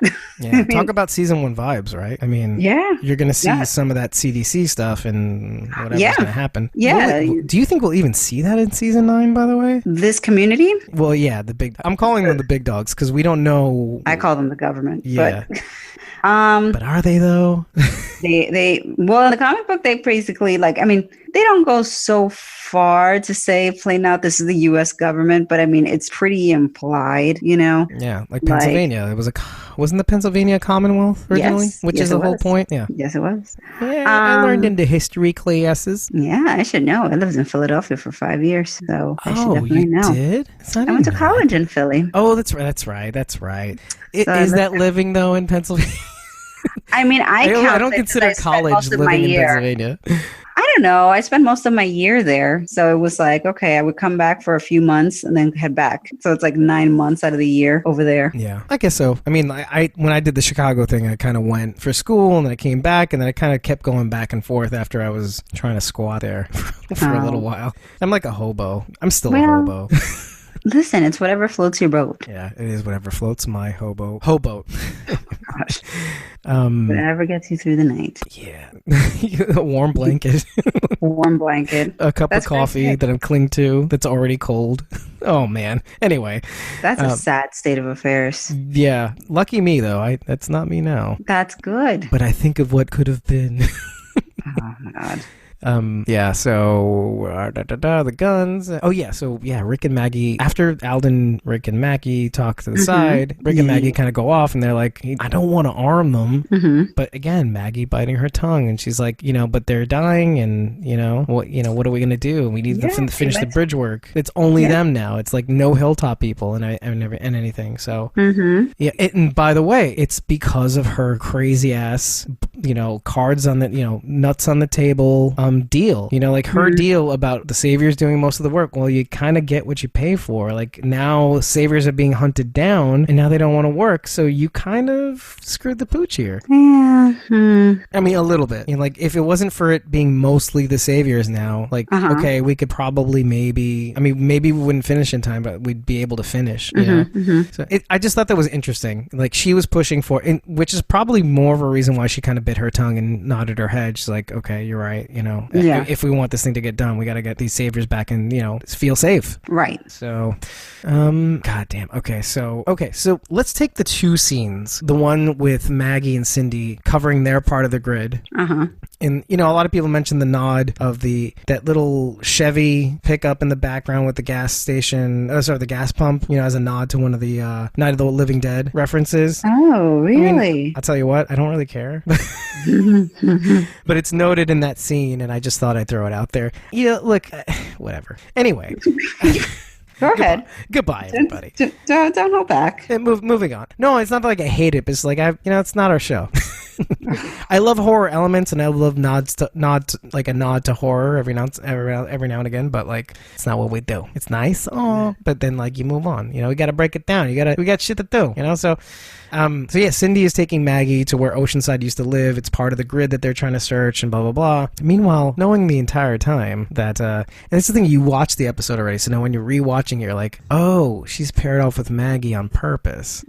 She kind of wants to be around her. She kind of want to sniffs her out. Because she knows the deal. Yeah. She knows what's what. And so, they're clearing walkers, the little nod to don't open dead inside with the fingers coming out of the door. And and things are getting a little heated. And then Daryl and Rosita and all of them comes to kind of save their asses because Cindy was looking worse for wear. But here's the thing. I didn't really think about it the first time I watched it, but in that melee, remember Cindy's wound that Enid stitches up and everything? Yes. Yeah, so what do you think about that? Because, you know what I mean? like Hilltop had that issue, you know what I mean? Like with the bloody axes and bow and arrows and stuff. And if she got that Jowl Walker blood in her hand, which that didn't even dawn on me. I didn't think about that. That's what I'm saying. I thought to myself, like, did she get that injury from like some of the other saviors that she had killed? Well, the injury, yes, but the whole idea that her wound opened up and she was trying to like, stop that walker from getting her, the one with that weird,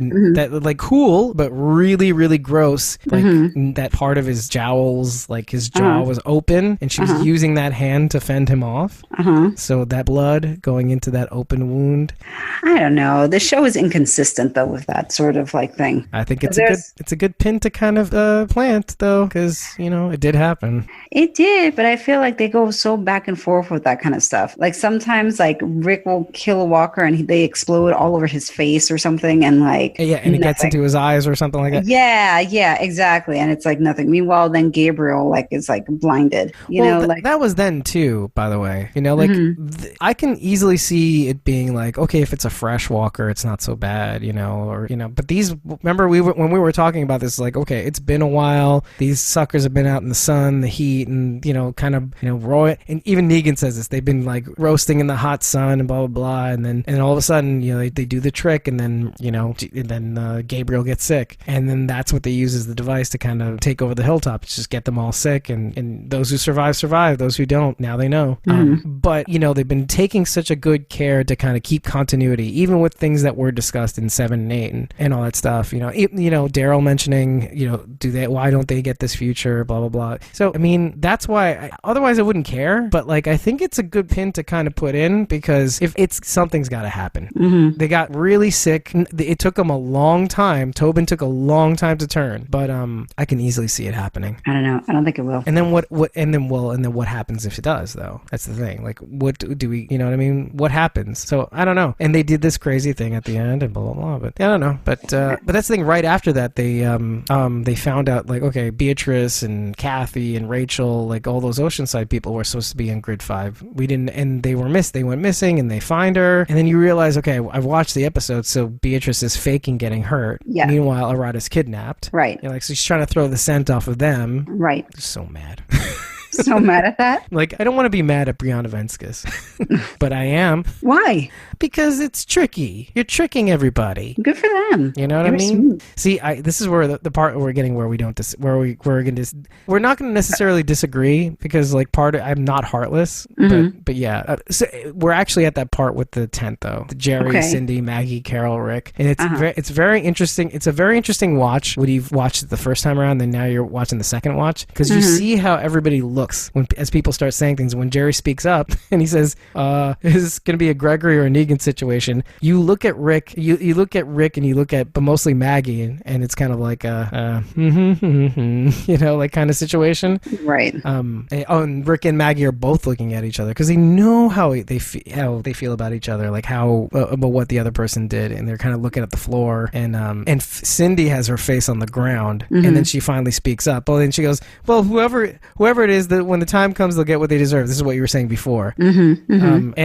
the first thing I said when the first thing I wrote when I finally saw her say this, do you know that like little thing where the dude says "got him"? The D's nuts thing. You ever see that clip? Oh no. It's okay. Well, I'll put it up or something like that. But it's like the guy basically tries to prank call somebody. And, "Oh, yeah, is D there?" Oh, he goes, "D? Who's D?" "D's nuts." And he goes, "I got him." And then like that's what I thought when I saw Cindy and she said that. It's like, "Got him." Like, "Oh, I got you, Cindy. I got you. I know you are." Oh, my screen just went blank. Oh no. I don't know how long this lasts. 11:09. We've only been talking an hour? No, over that. Oh no, 2 hours. Yeah. Oh boy. Oh hey, my peep screen is still working. That's weird. Give me a sec. Oh, that's not gonna work. That is not gonna work at all. Maybe I can really quickly do something. Oh no. Well, that's not working. Yeah, my screens are blank. Time to pull out the trusty phone to get my notes. Yeah, let's go back here. Give me 1 sec. Okay. Oh, I've got my interview notes open. Oh, you piece of poop.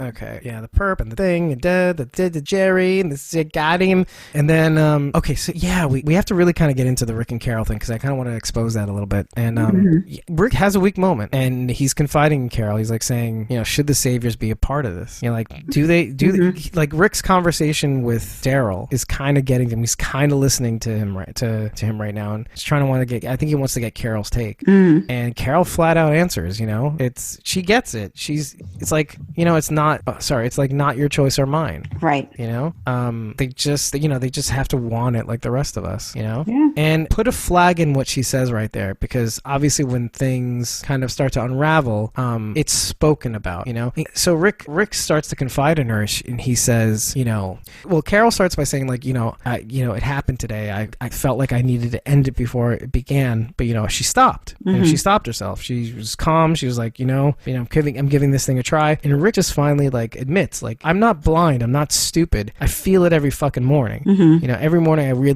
it's like I want to kill. I want to kill, and then proceed to kill Negan, then proceed to kill all of them. Right. What they've done, and which is Savage Rick is savage, right? So, yeah. But that's the thing. He remembers, you know, he starts with Carl, and then he just remembers all the people that they've lost, all of them along the way, like Andrea, you know, everybody, Herschel, Lori, Carl, and then it's like, you know, at some point, you know, what's the point? You know, if I'm trying to build this future, what's the point? If I'm not honoring them, you know, by continuing to take life. We honor them by building life, you know, not taking it. Because at a certain point, it's not sustainable. Like, there's no way to live. Like, at some point, you have to live for something, not for just like another day. Right. And it has to mean something at some point. And it's a big thing to kind of admit, like, it's there with him, you know, it's always there with him. Now hold that, because I'm going to skip right over to where Jed and DJ hold him hostage. Okay. Like, and I love the scene. Jed is making walker noises, right? And Carol and Rick, like, they nod and like, yeah, I'll get him. You know, we'll take him out. And then they have this hostage situation. Now, like, here's the thing. Jed says while Carol is like preparing the knife, he says, yes, he actually says, I believe in your idea, Rick. But right now, it's like people are hunting us down, and this is not about me trying to start trouble. It's about, you know, we just need arms. We need to protect ourselves. Like, he's an unsavory dude, but the fact that he admits that, like, I'm on board, man. I'm actually on board. Right. Know? So between his conversation with Carol, him admitting that out loud, and then Rick and Carol, you know, obviously they have to faint, like they're giving up, and then they take him over. I think that reaches their ears, because in my mind, there's no reason to keep Jed alive, right? But they do it anyway. Right. And I think it's because of what he said. I don't think and this is the one thing, like, you know, we can easily love the show, but there's some things that you can critique, right? And I think they should have emphasized what he said a little bit more, because it's important. Because you're looking at these saviors, you're looking at guys like Jed, like eating the tomato in front of Maggie and kind of being a dick.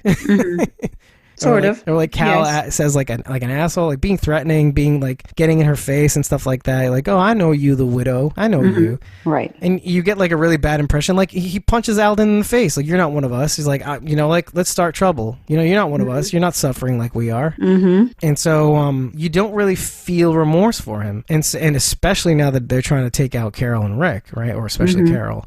So when he says what he says about, like, you know, I want to be on board, they could have really done a little bit better with that. I think they really could have, because it would give you a little kind of like break in what you usually think about this dude, and you kind of to feel it, you know, like to feel like, dude, I'm on board. I want to see the future that you're seeing, but at the moment we're kind of screwed, right? Which is essentially what he says. It just didn't pack the right punch, I think, and it should have. So that's my that is definitely a criticism, because I think that scene is meant to kind of break them out of the moment, to kind of like say, oh wait, because he had just asked her, do they deserve this future, you know? And you're thinking to yourself, I don't think so, because between what Daryl saying and blah blah blah and what's going on and being threatening and being a jagoff, so they could have used that as a punch like moment, like to kind of say like, dude, we're trying, right? You know? So anyway, I just wanted to say that because it's easy to miss, because you're looking at Carol's knife, you're not listening to what he's saying, you're just hearing talky talk.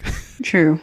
Good point. And then they immediately patch him up, and Carol, kind of rattles off the line like, because every life counts. But that's the thing. I think she is kind of getting Rick. She could easily not have said a word because that's Carol. She's kind of serious when it comes down to it. I don't know. It's just a feeling. I don't think she's totally on board with Rick, but I think that compared to Maggie. Oh no, yeah, definitely compared to Maggie. Like Maggie, she's definitely on the fence. She's on the fence. Yeah, she's sort of like, ugh, I could have killed this guy. I really don't care about this person, but well, I'll take one for the team and do it for Rick. Yeah, or do it for a girl. Like I think also kind of do it for herself too when you think about it, because like if you're feeling like you can go the other way, every little bit that you can do is one less. It's like the sobriety thing, like going off the wagon. Like it's what is the expression?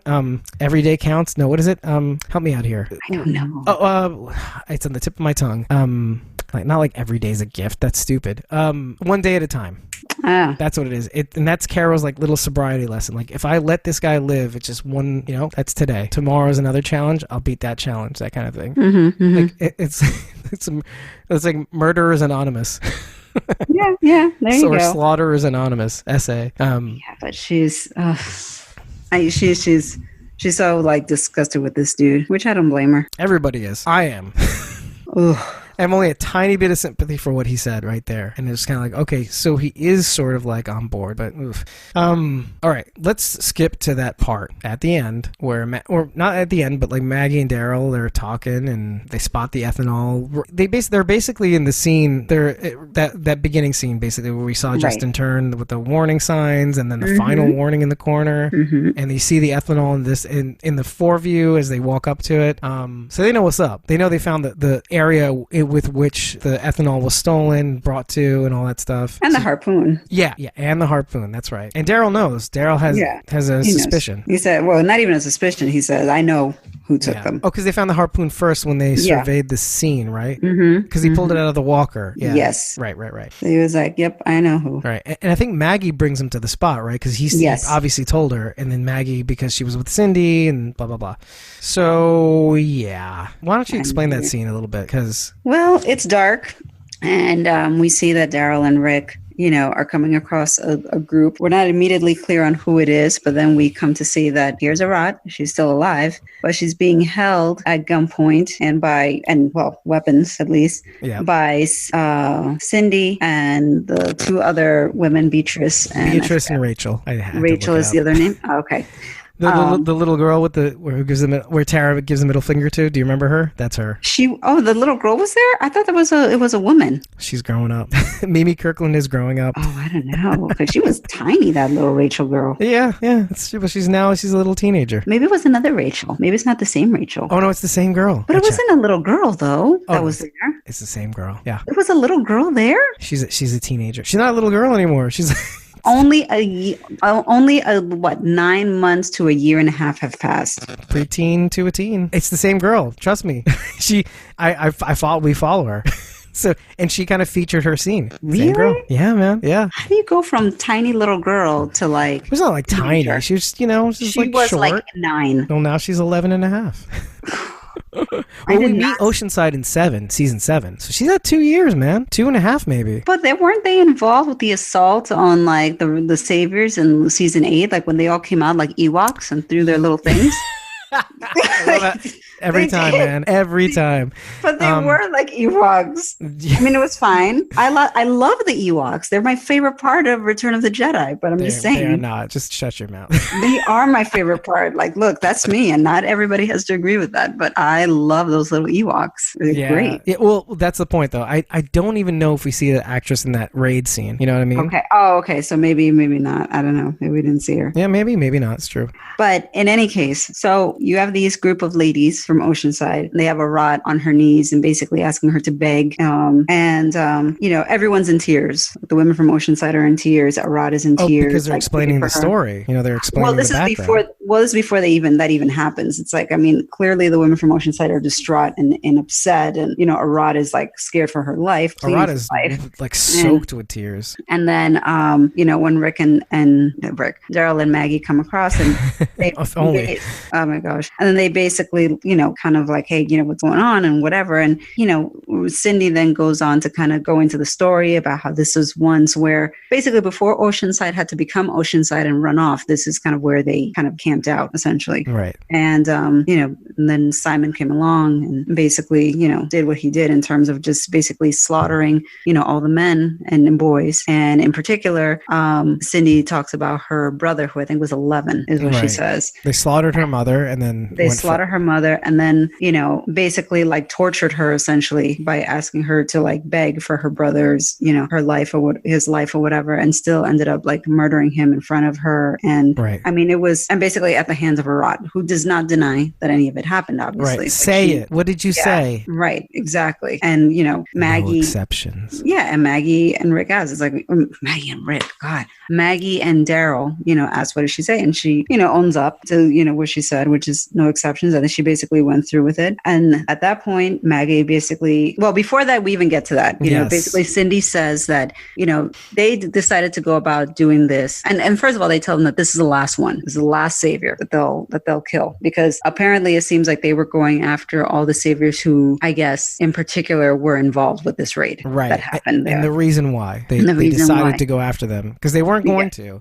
Right. But essentially, like Maggie executing Gregory the way she did, basically made them feel emboldened, essentially, to kind of do this, because they felt that they didn't have to just do what Rick says and treat them, and turn the other cheek. Their words exactly. Rick's word. Yeah. We found out that Rick's rules weren't the only rules. They're not the only rules, like if you do what you see fit. And I still remember Maggie said the punishment fits the crime, Well, she said it out loud though. You did this because of me? Right. And there was like that moment where I'm like, she was momentarily horrified. She was momentarily horrified that they would go on a killing spree because of her. Right. Like, I think that she was momentarily horrified of that. However, that all changed upon hearing what happened. And as they start to hear what happened at Oceanside, and Narad cops up to what she did and what she said, that it's at that point that Maggie, as far as I'm concerned, basically gives the order to proceed with the execution the way she did with Gregory, because by turning her back and walking away while Rod's like, screaming for them to come back, basically she's allowing it to happen. She's sort of like, do what you got to do. Because you have to note the fact that she really gives her best effort to say, don't do what you're doing. She really did try. And I was noting that because it's kind of like, as much as she bit her tongue, and you have to think back to her conversation with Daryl in this episode. She's like, you know what? I'm doing this for Herschel.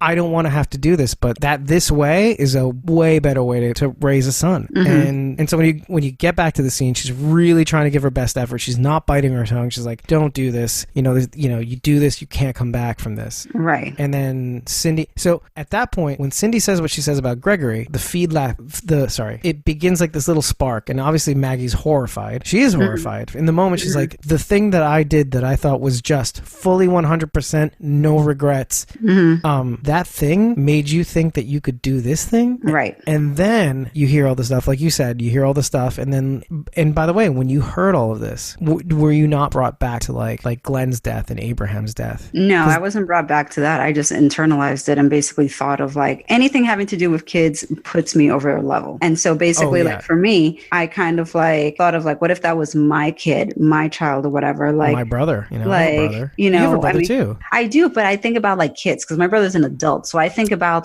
still a kid. A boy, but you know what I mean? I think of like an innocent, boy, it's that is, just horrifying. And so at the end of the day, you could say to Cindy, it's okay, well, you can't come back from what you did, but I can argue and say, Arad, you can't come back from what you did. Yeah.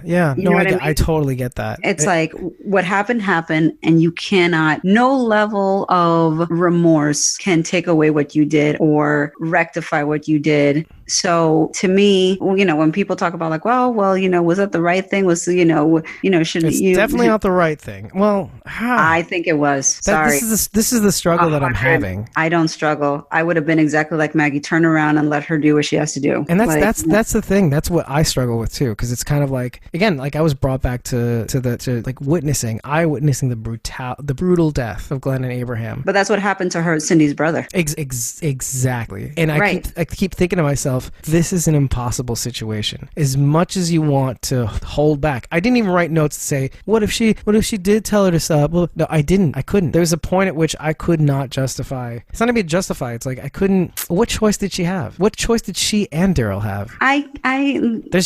You can't. There isn't. It's not. You know what I mean? No. I mean, how can you argue with that? How could you? You can't argue with it. Like basically, you say like, well, if it was Rick would have tried to argue like and say some philosophical bullshit on like, how we all have to like build towards the future and the past is the past. To get out of here with that. Like, but this is me. I'm the kind of person who holds a grudge to the very end. Like I will not let things go ever. FYI. Yeah, never. Where's Eddie? Oh, I can't see. No. No, he'll tell you. It's like, I can't. So something like that, you're marked for death in my book. So like at the end of the day, like, it broke my heart for Cindy's character. It like was devastating to hear like that pain and anguish. But in my mind, like when Maggie and Daryl turned around, I was like, good for you. Exactly. Like this is what you get. You live by the sword, you die by the sword. That's it. See, I don't 100% agree with that, but at the same time, like I'm sitting there, I'm watching this and I'm looking at Daryl and Maggie, and I'm like, this is too much for you. It's just too much for you. I can't. Like I'm literally sitting there, and I'm like, I don't think the thing is too much for them. I think that they're sort of like, fuck this bitch, let her get killed. I don't think so. I think so purely because after the fact, like Maggie's like, we tried to do it this way, it doesn't work. We got to go after Negan now and finish this. And Daryl's no, I don't disagree with that. I'm 100% with you on that. Like, but it's just this one thing where it's kind of like there's a little like that little you're wiggling the tooth, right? And like it's like what chance I'm like sitting there like talking to them and I'm saying I can't expect you to say anything against that, and then when they actually start walking away, I'm like, I get it. You don't want to say anything, but at the same time you can't argue with that. You just can't. I think that they were happy that Urag got killed. I don't know about happy. That's the thing. I don't think about happy. There's nothing to say. I think that Maggie feels that the punishment should fit the crime. Well, I think that's Maggie's mantra. I think on the forefront. I think she feels a whole bunch of things though. But yeah, let's get to the part where because after the scene, it's like a reckoning. It's like Maggie confronting herself because Cindy is her. She is the leader of Oceanside. She is the leader of Hilltop, and they see everything in each other. Right, but Maggie doesn't have that moment of like, oh my God, I'm looking at this mirror. Like I'm glad that. No, I think she does when she says you enabled me to do this. You enabled us to do this, finding out that there are other rules. Right, but I think she's momentarily horrified, and I think they did that momentarily bullshit moment that they do on shows, like, oh my God, is this how I am? This is horrifying. I don't want to be this way. And then that shit got thrown out the window, and I'm like, thank you. Like, don't try to like act like I'm horrified that this is the person that I am. Stand by your like actions, like as horrific as they may be. Like, stand by your actions and stand by your convictions on why you're doing it. But I don't think that's what's happening, though. I mean, not to belabor the point, but no. But I think she had that moment where she was horrified. However, you know what it reminded me of in a way? Did you ever see the movie Dead Man Walking? I must have. I mean, it's so old. I mean, it's like back from like the 90s. Is it Sean Penn? Yeah, it was Sean Penn and Susan Sarandon. But the thing that always struck me... I saw it in theaters, I think. The thing that struck me about Dead Man Walking is that the whole movie, from people who don't know, because, I mean, we are aging ourselves. This movie came out probably like 30 Considering years that I saw it in theaters. Yeah, it was like probably came out 25, 30 years ago. But there you go. Anyway. No, a little less, but... But look, 1994 was what, 25 years ago? 25 probably, yeah. It's more because like Nirvana's In Utero just turned 25 years. Yeah. Okay, just saying. Keep going. Let's not dwell on this. Let's not dwell on this anymore. Yeah, on our age. Yeah.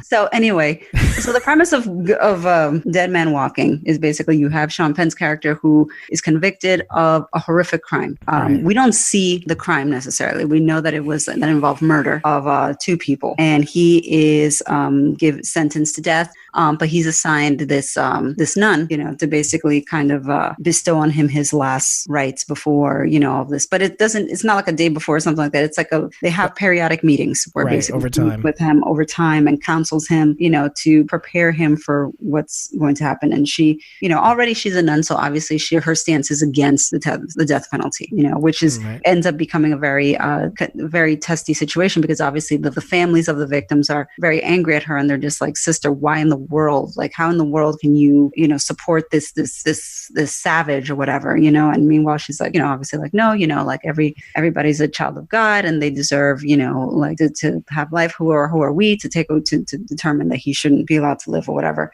And with time, you see more of him. Like, he's very defensive at first and very kind of standoffish, and eventually, she kind of brings down his defenses, and you kind of get to know this person, right? This person more, and we approach his execution closer because it is going to happen. It isn't, kind of appealed or whatever. Right. And, he starts, that day, the process of kind of like getting him ready to be put to death. And you feel horrible. You're watching this and you feel horrible because this person who you started to get to know throughout this movie, that you've kind of like gotten to know, and you start to feel remorseful, like, oh my God, we're going to kill this person. Or at we're least feel something, person, right? Feel something for this person who seems remorseful at this point for what they've done. And now we're, marching them to certain death, where they're going to be executed in front of people for their satisfaction. Right.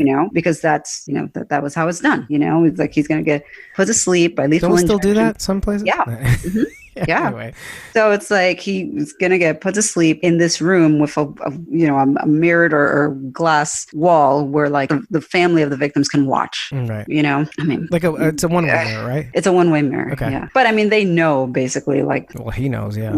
Yeah. What's that's what's going on, and you feel horrible, because this guy's on a gurney and they're putting this IV into him, and but as they do that, they splice in between that to the scenes of what happened that evening. Right. And you see the horrific crime, and you see what he did. Right. And you see how he murdered these innocent people and raped a woman on top of it and murdered her. And every bit of sympathy that you had for that character went out the window. Right. Because like now visualizing and seeing what that person did, now you're just sort of like, well, it's purposely confronting you with what you thought what you were presented with. I was going to say what you thought you knew, but like, do you know? Not really. But like, no, until it's really kind of like, this is you only what got happened. one side. Yeah. Right. It's like, this is what happened to these two individuals at the hands of this person. Do you still feel the same way? Right. Exactly. And it's philosophical, really, if you think about it. No, it is. It is a philosophical question, and it's obviously something that gets thrown around all the time, obviously, in this country, and during this show.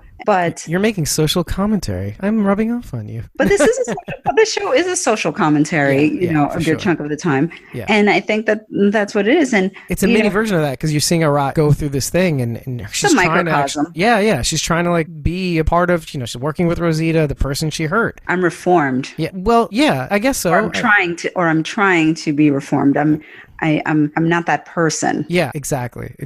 And you, I mean, look, tell me as you were watching her sobbing that there was a part of you that did feel like that Sean Penn moment, like but they did it exactly the same way they did in the show. Like there was that sobbing moment at the onset, and then you get the story, and then after you get the story, it's like a switch. Right. It's like nope, no sympathy. I think also there's this moment too where you're kind of like, well, she is like, even she's like, she knows. I know there's no excuse. I know there's nothing for me to say. Right. And because if she was a bad person, that's what this is like a paradox, because if she was a bad person, she'd maybe try to find a way to, like Gregory her way out of it, to be honest. Do you know what I mean? But not a Maggie's watch. You can't Gregory your way out of anything. Oh yeah. Well, yeah, no. And the bullshit detector is real, but very real. But that's the thing. Like I think she knew what she did in that moment, and there was nothing for her to say, and that's what kind of made me feel for her at the end of the day. Like there's no running away from it. There's nothing I could do, and I think it's the effect of having to try to, for the future, to kind of be a part of this bigger world. Being a part of this bigger world. I thought maybe I could leave this behind me, blah blah blah, that sort of thing. And it's kind of like, and it's this paradox. It's kind of like, can we move past the bad things we've done? Like you said, Rick and killing the satellite station. Simon's satellite station, if you remember. And listen, I hold a grudge, so I always bring up Rick's thing. I'm like, look, yeah, but that's the thing. Everybody did something. Glenn did something. You know what I mean? We love Glenn, and he was remorseful. He was sick. And we have to reckon with that too. And I'm not saying that should change your mind. Not at all. I couldn't justify it. They did exactly what, I'm not saying exactly what I would have done, but they did exactly what my heart was feeling. There's nothing to say. There was just nothing to say. Are you still there? Yeah, no, I'm here.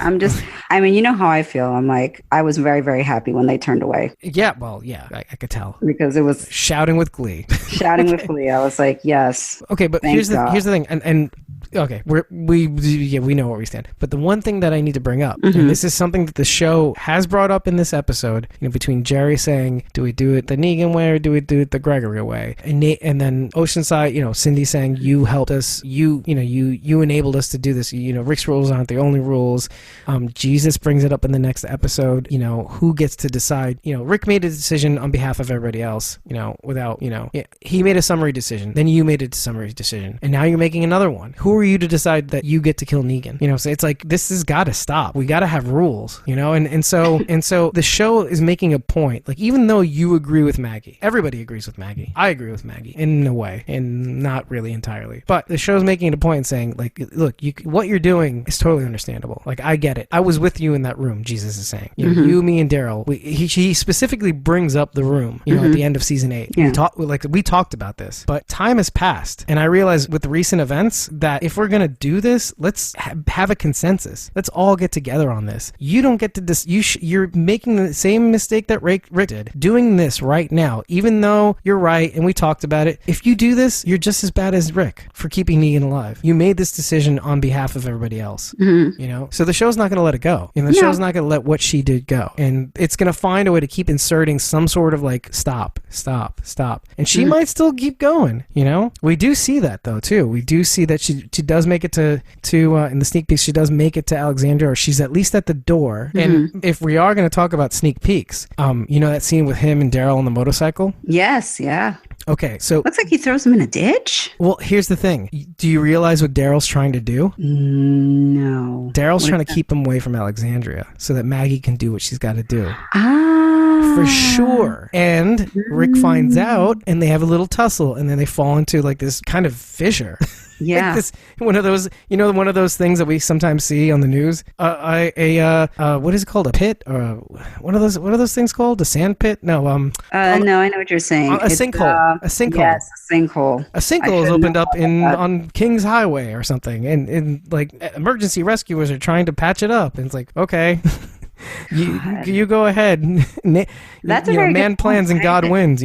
I did not think about that, but you're right about that. That's true. Yeah, so Maggie can do what she needs to do. Yeah, and by the way, I was right about another thing. It's that Maggie hanging Gregory. As much as we're kind of all on board, that's the springboard for everything to come. Everybody saw that. Everybody heard of it, and people are thinking. Jerry's thinking. Everybody has a thought on that, and like just like they did with Rick. Keeping Negan alive. I mean, obviously the saviors were like, oh wait, there's another way to this, and so you saw it from that point of view, but you didn't see it from everybody else's point of view, and now we're starting to see it because of what Maggie did. Like Maggie's doing things that summarily without consulting everybody. Like bigger than like taking charge and stuff like that. Like, what do I think about that? Right.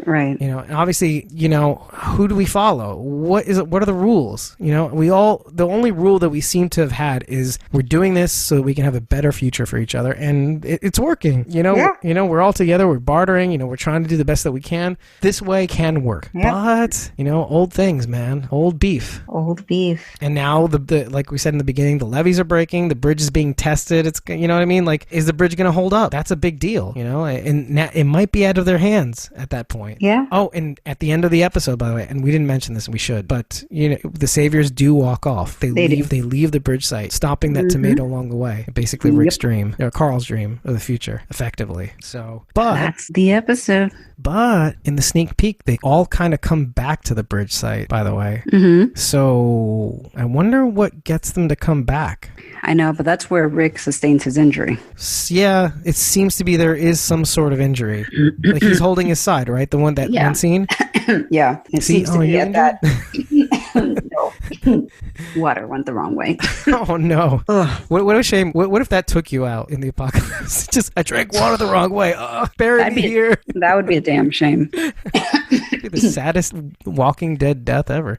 I remember podcasts that like laughed about that, like when Rick was in the junkyard and all that, and he like, he fought that He was in his Winslow. underwear too.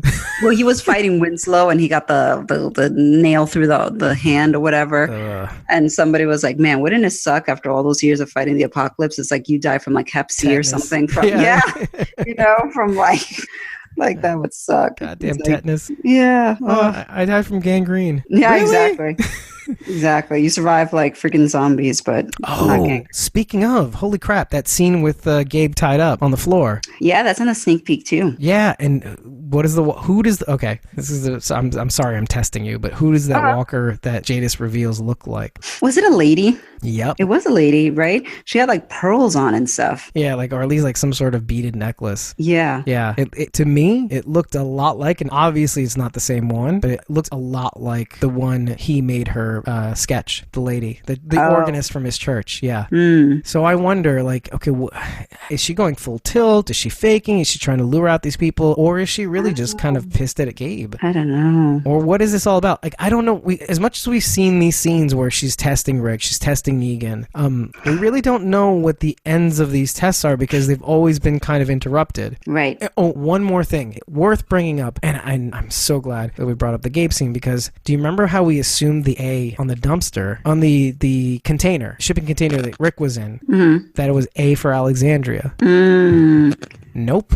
It's A for whatever the government considers an A. And B for whatever the government considers is a B? Yep, pretty much. You can make assumptions, but we really don't know what that is. The A? Yeah, the A or the B. Yeah, no, I don't know necessarily what they would look at. What qualifies somebody as an A and what qualifies somebody as a B? That I'm not. Because she says, sure. I thought you were a B, right? To him at the end? I think that's what he said. I thought you were a B, but it turns out you're an A? Is that what she said? I thought you were my boyfriend, but it turns out you're an asshole.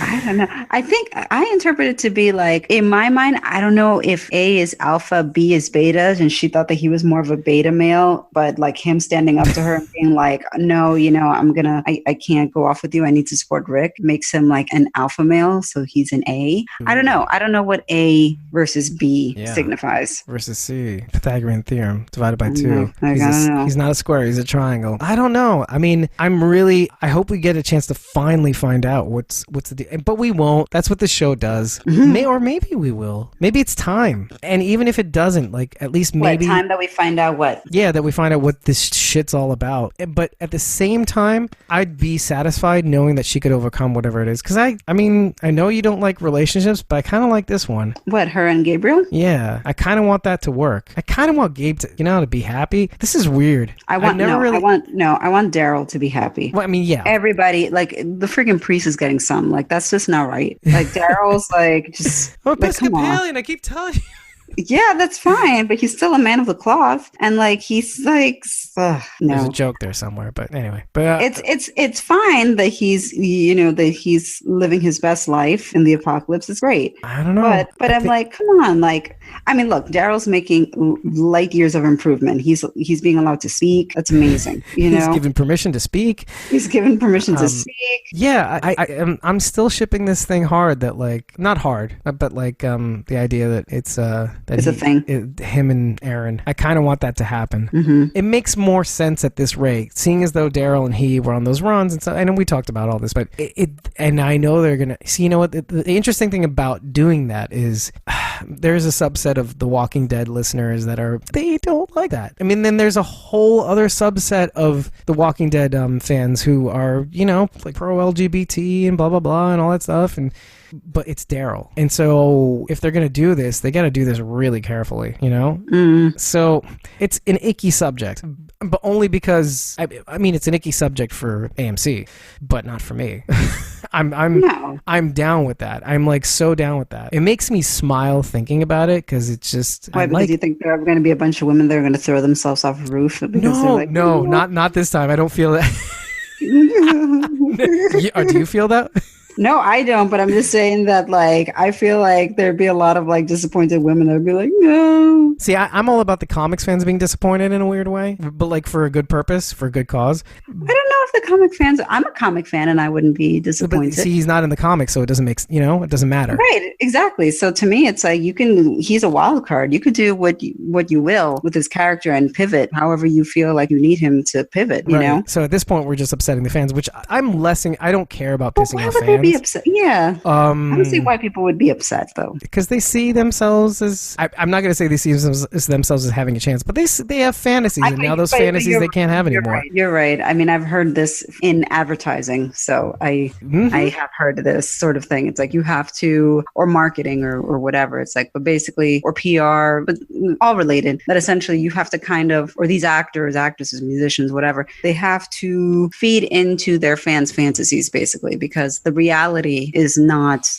sexy, basically, you know, like Snoop Dogg or no, like Ice Cube, for example, that's been with his wife for like God knows how many years and has grown kids in college or whatever. He lives like a fairly normal middle-aged life, you know, Right. but that doesn't sell, you know, or I'm trying to think of who else. There was a really good documentary movie kind of along these terms. Did you ever hear about this movie called The Other F Word? No, but go ahead. The Other F Word was basically F meaning father. And the thing was that it followed like Flea and I think Dave Grohl and a few other like musicians who are, you know, now middle-aged men and are, you know, married dads, you know, and, you know, to see what their lives are now, you know, Right. They lived in this heyday of like, you know, being these rock stars. And yeah, they're still rock stars, but Dave Grohl himself said, it's like, look, yes, I'm a musician, but most of the time I'm a chauffeur to 3 little girls, Right. you know? And, you know, that's the thing. It's like, it's the reality of it. And sometimes, you know, depending on the artist, it doesn't bode well in their favor to kind of, for the public to see a certain image that isn't as alluring. Consistent, yeah, right. I say, you know, the glamorization of these people, these like making them larger than life, unattainable, but also kind of like, but in their head is something that they can imagine being with, you know, being with somebody who is who, well, I guess you could say could bring them up, you know, or lift them up from whatever their status is in a weird way, but at the same time being very attractive and whatnot. So people have a lot to say about that too, like where if they had met, let's say, oh well, let's use Dave Grohl as an example because he's not a very good looking guy. At least when he was with Nirvana, he was very not looking guy, good looking guy. If he wasn't part of a band, that's all subjective. It is. You're right. But here's the thing: if he wasn't part of that band, he wasn't famous, he hadn't got big. You know, if you just saw this guy in the street, just as a regular dude, you would not feel the same kind of attraction as you do knowing what you know now. I think it's different, though. Period. This is what I will say. I think that it's all personality.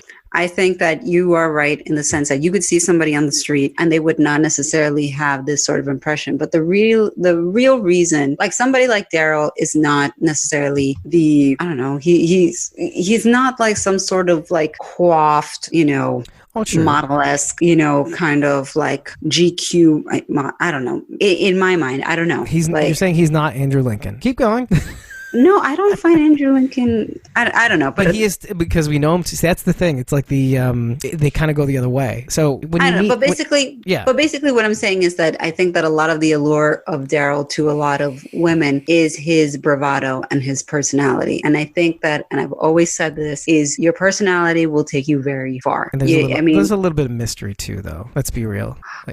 You don't always know what he's thinking. No, exactly. But I think that that's the thing. I mean, there is an air of like the unknown where you don't necessarily know all that much, but then when they, you know, do say stuff, you know, it's they have a certain kind of way about them and how they carry themselves and things like that. That goes a long way instead of just being what I would say, you know, maybe conventionally attractive, whatever. Like, you know, somebody, like, to me, in my mind, somebody can be conventionally attractive, but if they're boring as hell, then they're invisible in my eyes. Right. Well, here's the bare minimum of attractiveness too. It's like it's just enough, and then, but that's the other thing too. It's you start, and it's not intentional, but you start to see, like, a woman could easily, and not to go down this rabbit hole, but I mean, a woman could see some of the things that he says and the things that he does, and you start to see, oh, he can take care of himself. Oh, he could probably take care of me. Or even in the, you know, like just in the kind of primal biological kind of, because women do, and you can agree or disagree, but I think women do want to know that the man that they're with is, you know, is going to be able to keep it together. together at the very least. And then I get also at the it. very most, it's kind of like they would want them to be, but not be, like not crumble when bad things start to happen. I get it. And and then Norman and and Daryl, they're a little extra on that. They throw a little on top. Yeah, no, I get that. I mean, I totally get it.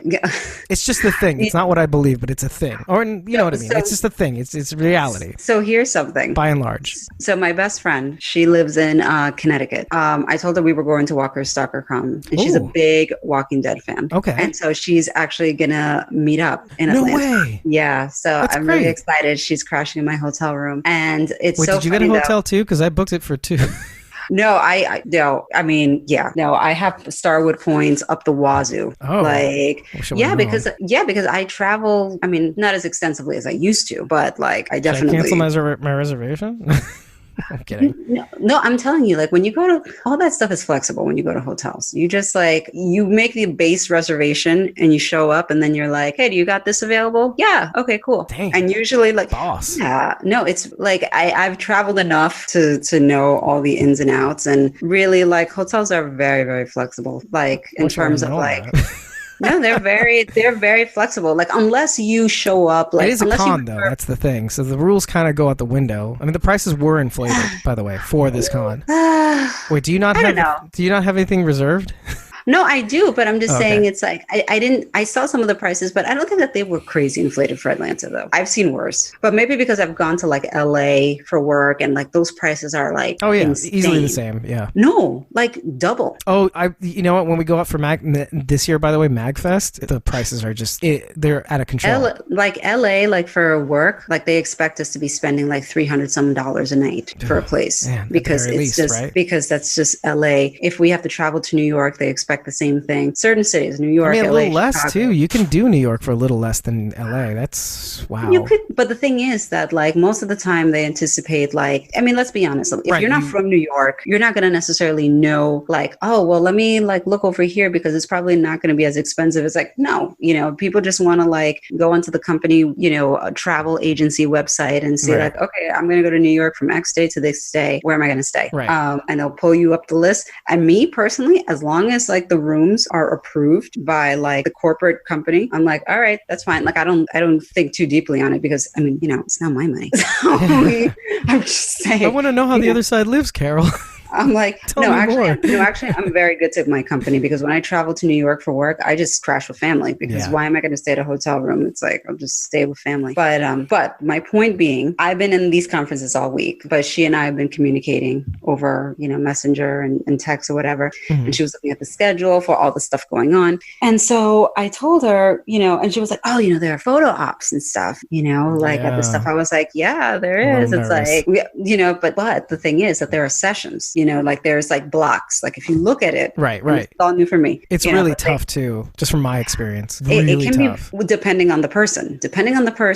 Obviously. I'm talking about the lines. Well, yeah, the lines, and also, but I'm saying depending on the person. That too. And some of them are sold out already. Some of them had a ton of sessions and they're already sold out. My girlfriend was Negan, sold out. You can't get a picture of Jeffrey Dean Morgan. It's all sold out. Michonne, sold out. Yeah. No, but look, I'm just saying, if you want a picture with these characters, you cannot. So you have to, by the way, you have to buy a spot. Is that how it works? You have to reserve it. You have to reserve that spot. With money, or? I think you do. I think you have to at least kind of reserve it with. Yeah, exactly. My friend did it. I didn't do it because obviously I was in these conferences. But getting to that, yeah. So it's I haven't had a chance to do any of that. I haven't looked at anything. I'm telling you right now. I've looked at it. I'm going to look at it more tonight.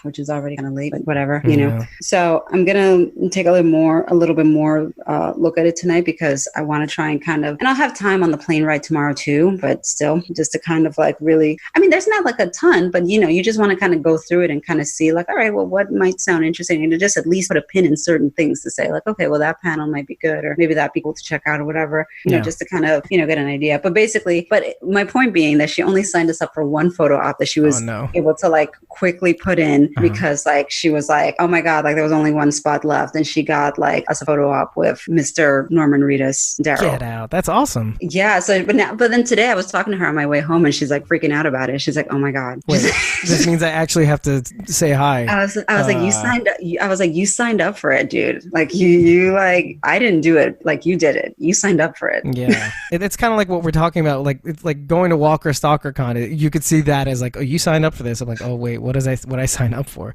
What did I sign up for with this interview with Tom Paine? Yeah, I don't even. Yeah, but I'm not that nervous about that because like it's not like you're standing there like conscious of the people behind you, and you know what I mean. That's a whole other element. Yeah, you don't have an audience. It's not like that. It's like, and I know that they make you feel welcome, by the way. So there's a part of me that's like, oh, first of all, they're used to this. Second of all, I mean, I think the people in line, it's like a family. They make you feel like family. Are we going to film this and record it? Like, what are we doing? That's the thing. Part of me is like, I don't want to look like one of those guys that like that we're taking selfies or something. But I was going to take a selfie with him. Well, it's this thing where like I don't want to because I feel like he must get it all the time. So it's like, what's the one more? My idea is like, okay, I thought like at some points like we would check in, like we would I don't either go live on Instagram or something, or because we'd be the way I imagine it is that we both have lav mics on, okay, to test out the equipment and then like walk around together, you know. But I don't know for the interview, or you mean just definitely for the interview, but like also just walking around and doing things. No, walking around for sure. I think we would be filming and we would like be recording, that sort of thing. But for the interview itself, would we record the interview? What, like film and record, or like were you thinking it's just a straight up sound interview? Like what were you thinking? As far as the interview goes, I definitely want to do video. I bought that selfie light in case it's going to be really dark, that little ring light. Yeah. I have a little tripod, and then I have, so it's going to be a video interview for sure. We're going to definitely do it live on YouTube, so that, if we do something asinine, we have it on public record. Cards on the table. If things go wrong and we look like assholes, that's just what's going to happen. That's just what's going to happen. That's it. It's fine. I mean, it's fine. I've done worse. So. I've resolved myself to that being the case. But yeah, that's a good thing about being older. It's like you just don't care anymore. Partially, but you never know. Like the internet could destroy you. We don't know how bad it can get. It's the apocalypse, but on the digital age. I know. This is true. I'm not thinking. I just wanted to be. No, I'm not. Like, I'm just looking forward to a good conversation. Yeah. In my mind, that's what I'm just looking forward to. I'm just looking forward to having a good conversation and just a comfortable conversation, just getting to know someone. Yeah. That's how I'm trying to view it. I've had like good interviews where like, because my feeling is always getting somebody to kind of feel comfortable and like feel like they can talk to you about how they're doing, how their day is, talking about like minutia and stuff like that, and then getting to the point where we could talk about anything. But also my experience is that sometimes you can't get there. And well, I guess like you have to gauge. It's like I learned not to expect it. So, which is interesting because in that moment where I learned that lesson, I was really upset with myself. Like, oh, how come I couldn't get them to open up and blah, blah, blah. There'd be like, oh, you know what's funny? I thought of that. We actually interviewed Danko Jones. I don't know if you know Danko Jones.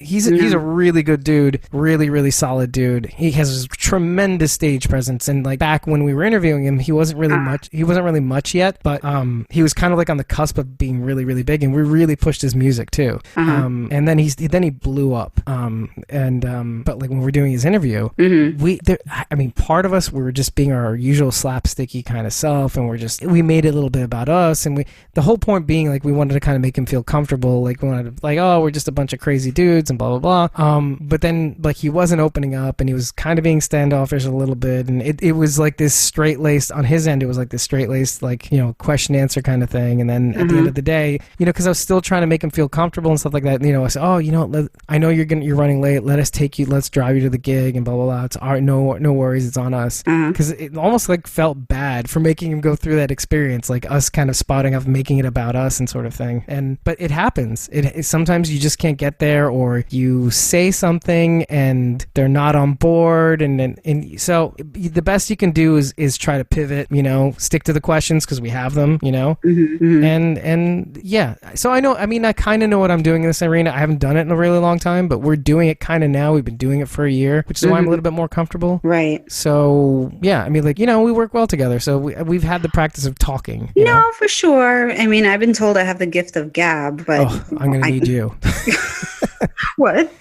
Oh, I'm going to need that. You think so? Sometimes I don't. Well, maybe. It's good to have it as backup. Well, yeah, I guess so. Yeah. I'm not a good storyteller. I think you guys, anybody's been listening to me for the past year, I'm not a very good storyteller. I'm kind of more of an analysis person. I always have a story. I always have like It's great. I need that. That's the thing. I always have some sort of story. I was like, true story. I mean, you could even not have a story, but as long as you know how to tell a story, you can make that non-story into something actually kind of interesting. So, Okay. But also a person, like in general, could do that, Right. But you, you. So, all right. I'll go with that. Yeah. So that's where the pieces kind of make a difference. Like both of us make a difference when it comes to this sort of interview, Which is, I think, by the way, is our interview tomorrow night? Yeah, I think it is. Yes, it is. I don't know what day it is. I don't even know what time this thing is going to be. We don't either. It's going to be sent. So just so everybody knows, we don't know exactly when we're going to go live. So subscribe to YouTube, to the YouTube channel, so that so that when we pop off, that that's the interview is going down. We're going live. By the way, can I tell you how surreal just being like on the CC of the back and forth conversations, arranging this thing, like in the midst of like my work conferences, seeing this sort of back and forth. I'm like, man, this is really happening, isn't it? Yeah. And me just being like that professional, like, oh yeah, this, that, the other thing. No, yeah, you sound very professional, but it's just so funny to me because I was just like, because I'm so not. No, but it just it's like really, legit. It's sort of like, because when this opportunity first presented itself, it was like over a week ago, because it was before I went on vacation, like a day before I left to go on vacation. Right. And, I was like, absolutely, we got to do this. We got to jump on this opportunity. This is a great opportunity, whatever. And then the panic. And here I am. Yeah. Then the reality hits in and I'm just like, what? Oh, we're doing this. Wait, we're doing this. What? And this is always me. Like my best friend who you will meet this weekend, like she'll be the first one to tell you. It's like, Carol's the biggest one. Like she's the first one to talk so much stuff. And then she like completely backs down. Right. Completely shy. Well, I don't think I'll give you a little credit. I'll save you from that. I tell everybody that I'm like shy and nobody believes it. I'm at my job now and I tell people all the time, like, no, I'm actually a very shy person. They're like, Oh yeah, who was that lady who said you're? I always thought you were a. That I lecture people. I'm like, aren't you the lady that lectures people? I was like lecturing. I was like, I'm so offended. I don't lecture people. It's like I don't lecture people. I talk to people, right? And people talk to me willingly. Yeah, but I'm not, pointing down at them. I'm just expressive. Definitely not. No. That's all. What was I saying though? I was thinking of something. What people don't know about that is that we were. What led up to that, even that moment, was the same guy that contacted us from Kraken Rum. I feel like we should mention Kraken Rum because the whole thing is being sponsored by Kraken Rum. So I'm going to say it 3 times. We're not even getting paid for this, but I know. But thank you, Kraken Rum. So the dude had actually invited us to the Walking Dead premiere. The red carpet, full blown, and then the after part. Well, I think it was more the after party than the premiere. Let's be accurate on this one. And we weren't able to make it. Yeah, it was Tom's Kraken Rum after party, and what I'd seen was this dude was trying to reach out to a whole ton of people on Twitter. Because I was looking through all the where you can see the replies and mentions and stuff like that. Right. So he was reaching out to like everybody, but like on the day of, really. Yeah. So I was like, can you feel like this hall that we're having with people because you like Tom and The Walking Dead? Yeah. And I don't want to begrudge anybody at all, but because it's the business. You got to do what you got to do, and sometimes you just need a little help. And I get it. We've been a part of that game. Sometimes you just need the presence, even if it's like a small fry, like post-college radio, you just need to be there. And so when I told him that we couldn't do it, he thought of us, and then he said, hey, you're a podcast, maybe you want to interview Tom. I'm like, that sounds reasonable. That's like a way better opportunity than the first one, by the way. Yeah, no, it is for sure. Yeah. So what are you going to wear tomorrow? What do you wear to an interview? I do have a nice shirt. I have a nice short sleeve shirt. Okay. Because it is going to be so the interview is going to happen either during or after. What is his girlfriend's band called? I forget. Like Future something. I forget what it's called. I actually listened to her band, and it's actually pretty good. It's like kind of like sounds like Churches, like the band Churches, or like Band of Horses kind of feel, like kind of like a new agey kind of like a new age. Gotcha. But very hip, very very very enjoyable. So it's happening at the venue where they're playing. So he figures like we can go off to another room and blah blah blah. We could, or Right. and he said, if you remember, he said that like at the very worst we can go into a car, and do An that, SUV. which is not a bad idea, by the way. No, actually, I've listened to certain, one of my favorite Walking Dead podcasts is actually Walkers and Talkers, which is, Was it Walker Talkers? Isn't that what it's called? no, I think it's Walkers and Talkers or Oh, okay. something So like New that. Yorkers, right? Yeah. Yes, they're New Yorkers. Yes. Yes. Yes. So but it's co-hosted by this chick Jamie, who I Yeah. know you've like seen before because I like chat with her. I think she's so cool. Yeah. And also David Brody from the Elvis Duran Morning Show. So like they co-host, this podcast, and there are times where David Brody hasn't been able to be like in the studio, so he records out of his car because it's basically like That's like, wild. that's the thing. I mean, like and he'll say like brought to you by Dodge. As in, I just dodged another car. I mean, like, hey, that's all that's left for me. I recorded this podcast from like New York, Philadelphia, Mexico. So Yeah. Have I ever Miami. recorded from a remote Obviously. location? I don't think so. No, I've always no. been there. You've always been. It's always kind of a little sad. Well, it's like Carol's at New York. She's in Philadelphia. She's back in Miami. She's in Mexico. Yeah. Well, I mean, that's good. The fact that Yeah, we have sure. the infrastructure for you to be able to do that, I think is fantastic. I think it speaks volumes. Yep. Yeah, and I'm going to be getting a new laptop at some point, by the way. So I'm hoping this mitigates some of the issues that we've been having with the feed. I can stop the issues that we've been having with the live feeds, by the way, like this, because I know what the problem is. It's those volume bars. When you do a screen capture and it has to render that screen capture of the bars on all three feeds, you get some problems. That's some processing issues. So eventually, the memory's just going to run out. It's just going to crash. So I could just solve it by not having them at all. But what fun is that? Sure. Probably do it next time.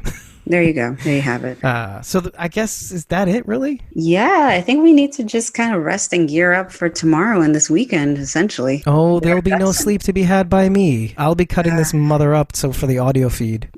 Well, I'm going to be getting my ducks in order for tomorrow. Try to like get my stuff packed, get my things together. I don't like to rush, so. Neither do I. No choice. Yeah, But not by choice. it kind of reminds me of like, what was that episode where I had to run? Yeah, I think that was the one where I went to San Francisco. I can't remember. Yeah, you got like 2 hours of sleep or something. Yeah, like barely, like an hour and a half, 2. And I was packing right after the show. I was editing the show really quickly, and I still couldn't get the show description up. Ugh, it's a mess. That's rough. And then I had to get it next week after I came back.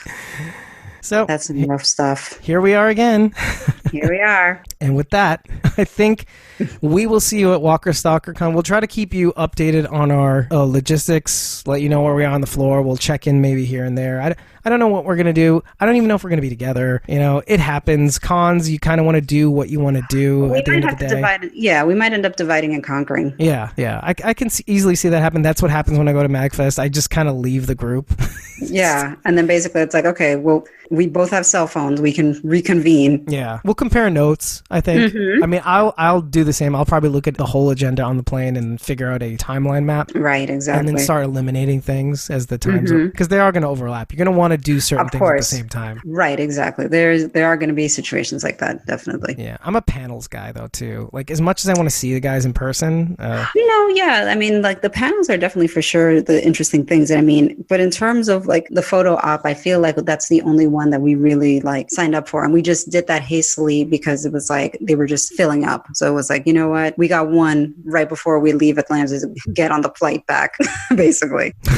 It really is. It's like on Sunday. It's like scheduled for Sunday, like right before we need to leave to get our flight back. Hence the last spot, too. Like, so last spot on Sunday, and then you have to make a plane. Exactly. We're like, all right, let's do this photo, and like, off we go. Well, maybe I'll take video of you guys doing that. You could. Yeah. Potentially. I'll sneak a lav mic on you or something. And then Oh just my so God, we can get you squirming. No, I don't think I will, but my friend is like paranoid that she's going to be like a mess. I'll take anything. It's fine. I'm going to laugh she so listens hard. to this too.